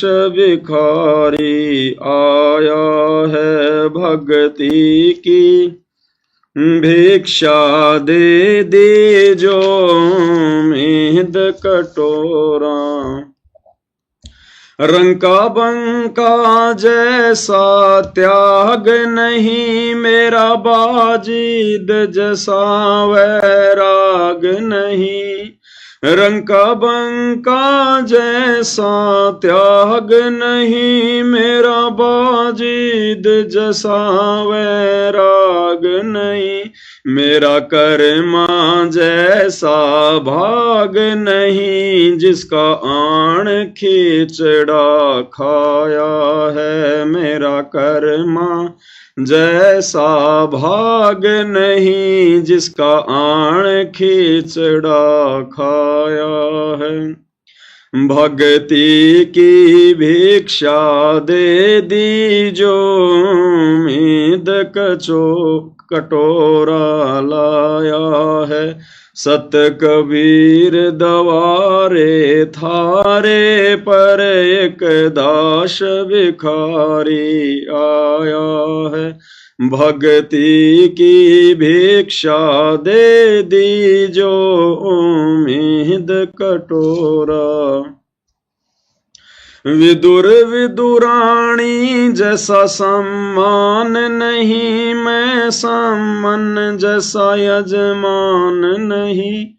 विदुर विदुराणी जैसा सम्मान नहीं, मैं सम्मान जैसा यजमान नहीं।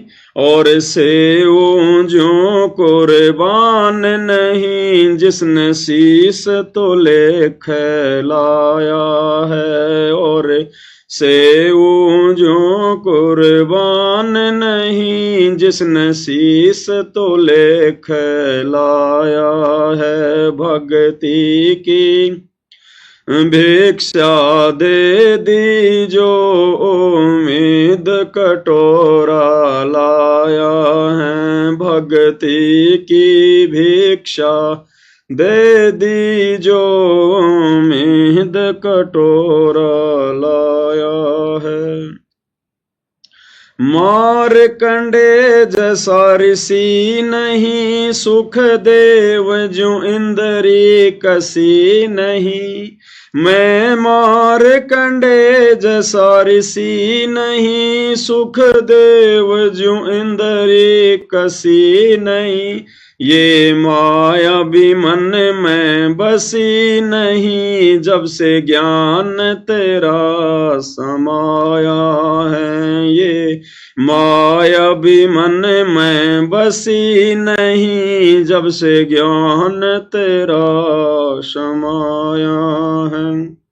भक्ति की भिक्षा दे दीजो, उम्मीद कटोरा लाया है। सत कबीर दवारे थारे पर, एक दास भिखारी आया है। भक्ति की भिक्षा दे दीजो, उम्मीद कटोरा। धर्मदास जैसा भक्ति सेठ नहीं, जीवा दत्ता जैसी उण सेठ नहीं। धर्मदास जैसा भक्ति सेठ नहीं, जीवा दत्ता जैसी उण सेठ नहीं। मेरा पीपा जैसा ढेठ नहीं, जिसने दरिया बीच बुलाया है। मेरा पीपा जैसा ढेठ नहीं, जिसने दरिया बीच बुलाया है। भक्ति की भिक्षा दे दीजो, उम्मीद कटोरा लाया है।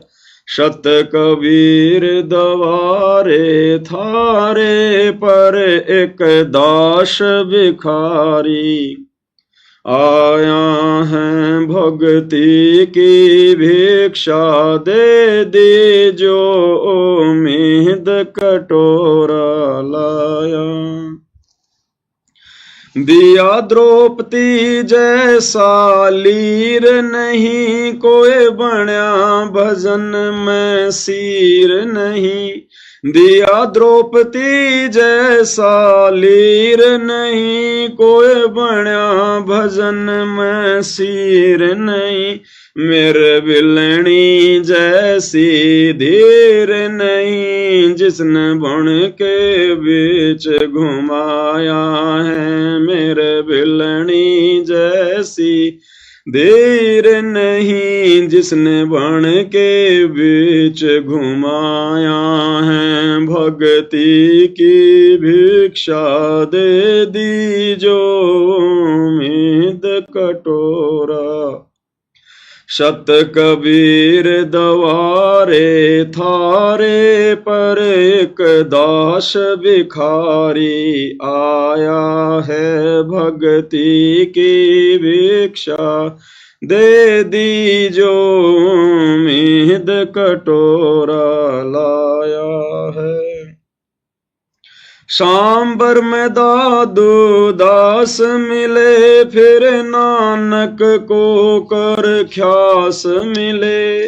सांबर में दादू दास मिले फिर नानक को कर ख्यास मिले। सुल्तानी को हो खवास मिले जिसका बिस्तर झाड़ बिछाया है। सुल्तानी को हो खवास मिले जिसका बिस्तर झाड़ बिछाया है। भक्ति की भिक्षा दे दीजो उम्मीद कटोरा लाया है।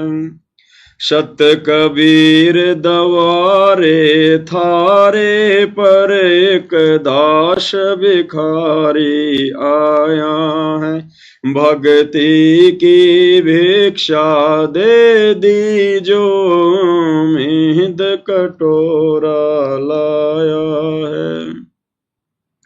अर्जुन सर्जुन ने पीछाण लिए छोड़ाणी में दर्शन आन किए। अर्जुन सर्जुन ने पीछाण लिए छोड़ाणी में दर्शन आन किए। ये रानी ननद उन जान लिए बलराम पिता जनाया है। ये रानी ननद उन जान लिए बलराम पिता जनाया है। भक्ति की भिक्षा दे दीजो उम्मीद कटोरा लाया है। सत कबीर दवारे थारे पर एक दास भिखारी आया है।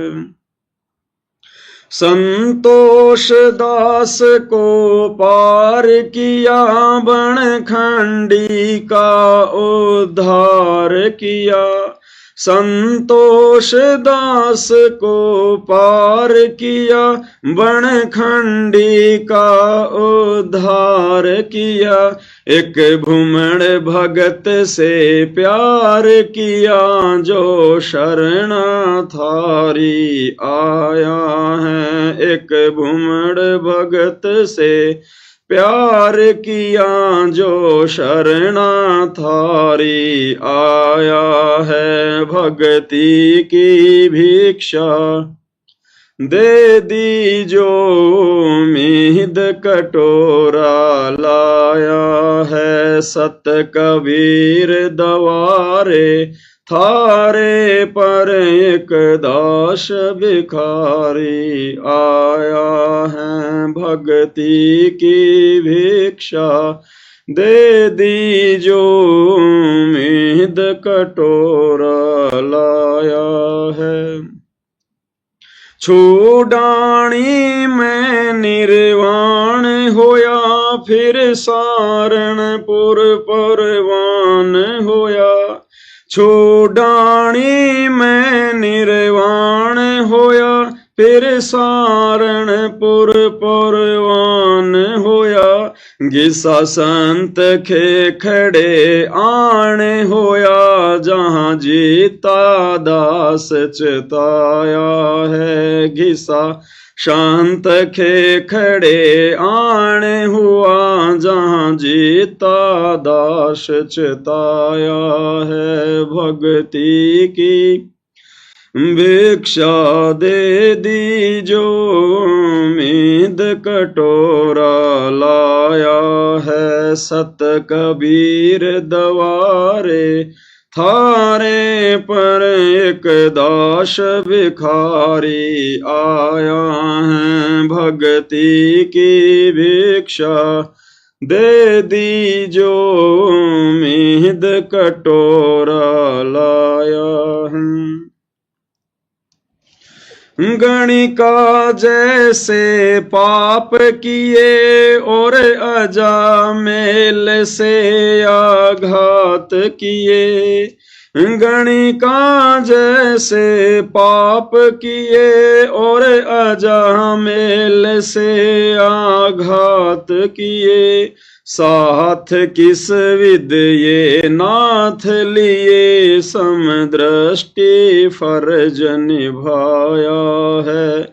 साथ किस विद ये नाथ लिए समदर्शी फर्ज निभाया है। भक्ति की भिक्षा दे दीजो मीद कटोरा लाया है। सत कबीर दवारे थारे पर एक दास भिखारी आया है। भक्ति की भिक्षा दे दीजो मीद कटोरा लाया है। मात पिता और बंधु आए माया जोड़न खूब सिखाए। मात पिता और बंधु आए माया जोड़न खूब सिखाए।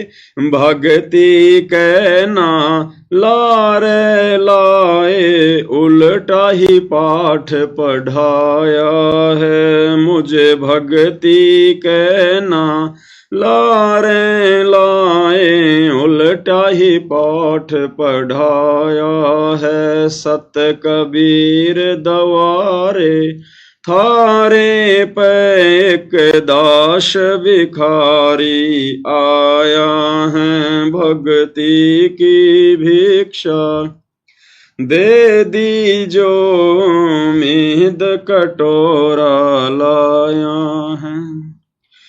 जवानी के होती जात नहीं कोई मिला भजन का साथ नहीं। जवानी के होती जात नहीं कोई मिला भजन का साथ नहीं। मेरी सुनीति सी मात नहीं जिसने बेटा भगत बनाया है। मेरी सुनीति सी मात नहीं जिसने बेटा भगत बनाया है।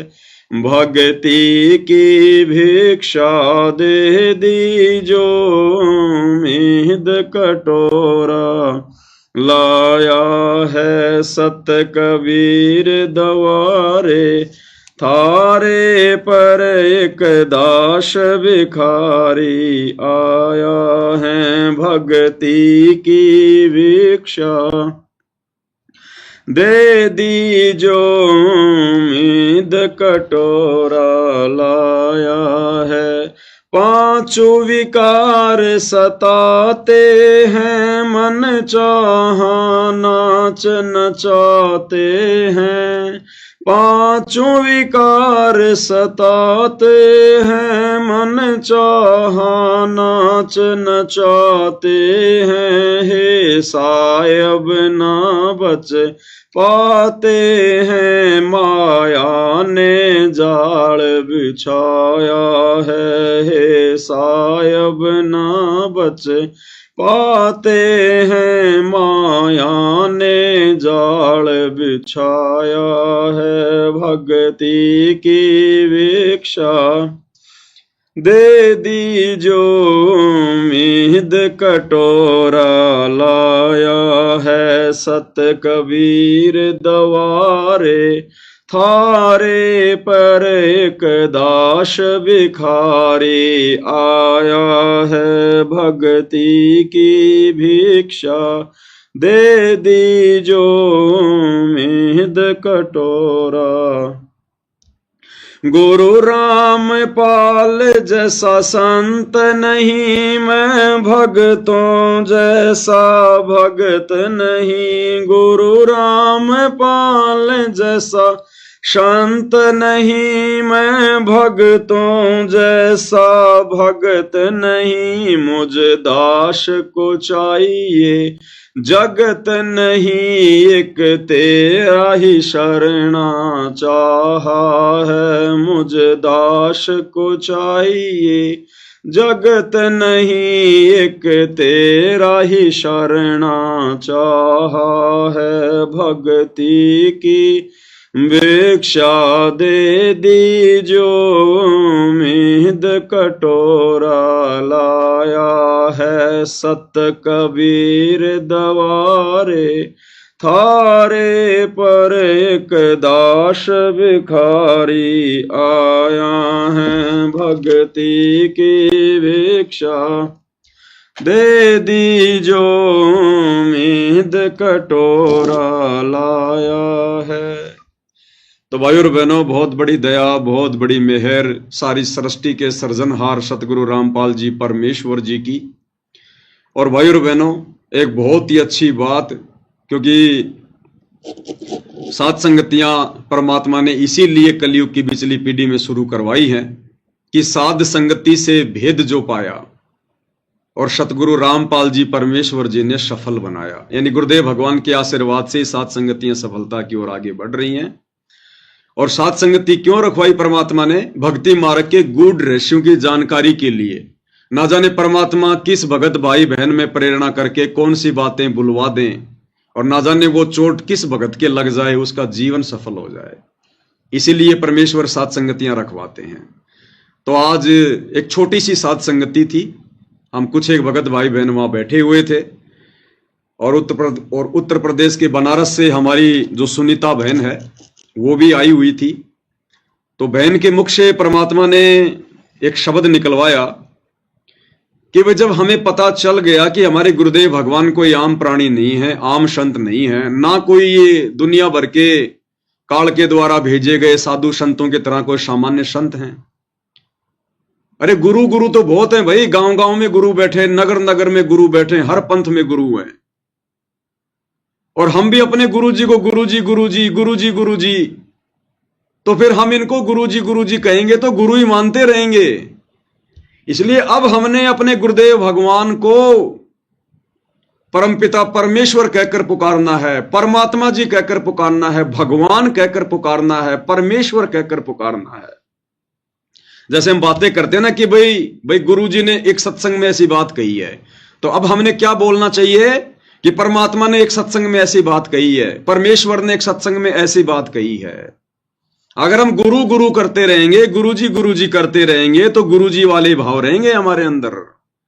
इसलिए अब हम सत्सेवक भाई बहनों ने, और ये दास भी आज के बाद कोशिश करेगा भाई और बहनों, उस बहन की बातें बिल्कुल ज्ञान आधार से हैं, सत्य हैं, सभी भगत भाई बहनों ने अमल करनी चाहिए। और अब हम अपने परमपिता परमेश्वर को गुरुजी ना कहकर, क्योंकि गुरुजी की तो वे केवल एक भूमिका करते हैं, क्योंकि गुरु के बिना ज्ञान नहीं हो सकता। तो गुरु की तो केवल वो भूमिका कर रहे हैं। असल में क्या है? असल में परमेश्वर हैं। परमेश्वर, जगत गुरु, परमात्मा, पूर्ण ब्रह्म, परम अक्षर ब्रह्म, सत्य पुरुष, अकाल मूर्त शब्द स्वरूपी राम, ये हैं उस परमेश्वर के रियल नाम। तो हम सभी भगत भाई बहन कोशिश करेंगे आज के बाद, जब भी हम अपने मुख से अपने गुरुदेव भगवान को लेकर कोई बात कहें, कोई शब्द कहें, तो हम उन्हें परमेश्वर का दर्जा दें। हालांकि वे तो पहले से ही दर्जा प्राप्त हैं, लेकिन आप और हमने रिहर्सल करनी पड़ेगी भाई और बहनों, इस परमेश्वर को अपने हृदय में बैठाने के लिए। और एक सत्संग में गुरुदेव भगवान ने हमें कह भी रखा है कि जब भी आप कोई बातें करते हो इस दास के विषय में, यानी गुरुदेव अपने लिए कह रहे हैं कि जब भी आप इस दास के विषय में कोई बातें करते हो, तो आपने ये नहीं सोचना कि मैं गुरुजी के बारे में बोल रहा हूं, गुरुजी के बारे में सोच रहा हूं। नहीं, मैं परमात्मा के बारे में सोच रहा हूं, मैं परमात्मा के बारे में बोल रहा हूं।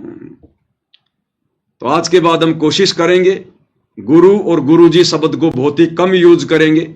अगर अनजाने में जुबान पे आ गया तो अलग बात है, अन्यथा हम परमेश्वर या परमात्मा इन दोनों शब्दों का ज्यादातर प्रयोग करेंगे, क्योंकि साध संगति से भाई और बहनों हमें सीखने को मिलता है। तो आज के लाइव वीडियो में केवल इतना ही। गुरुदेव भगवान के आशीर्वाद से फिर आगे परमात्मा समय देंगे तो जरूर उनकी सेवा में हाजिर होंगे। तब तक गुरुदेव भगवान हम सभी को आशीर्वाद दें, आज्ञा दें, सद्बुद्धि दें, परमेश्वर हम सबका मार्गदर्शन करें। बंदी छोड़ सतगुरु रामपाल जी परमेश्वर जी की जय हो।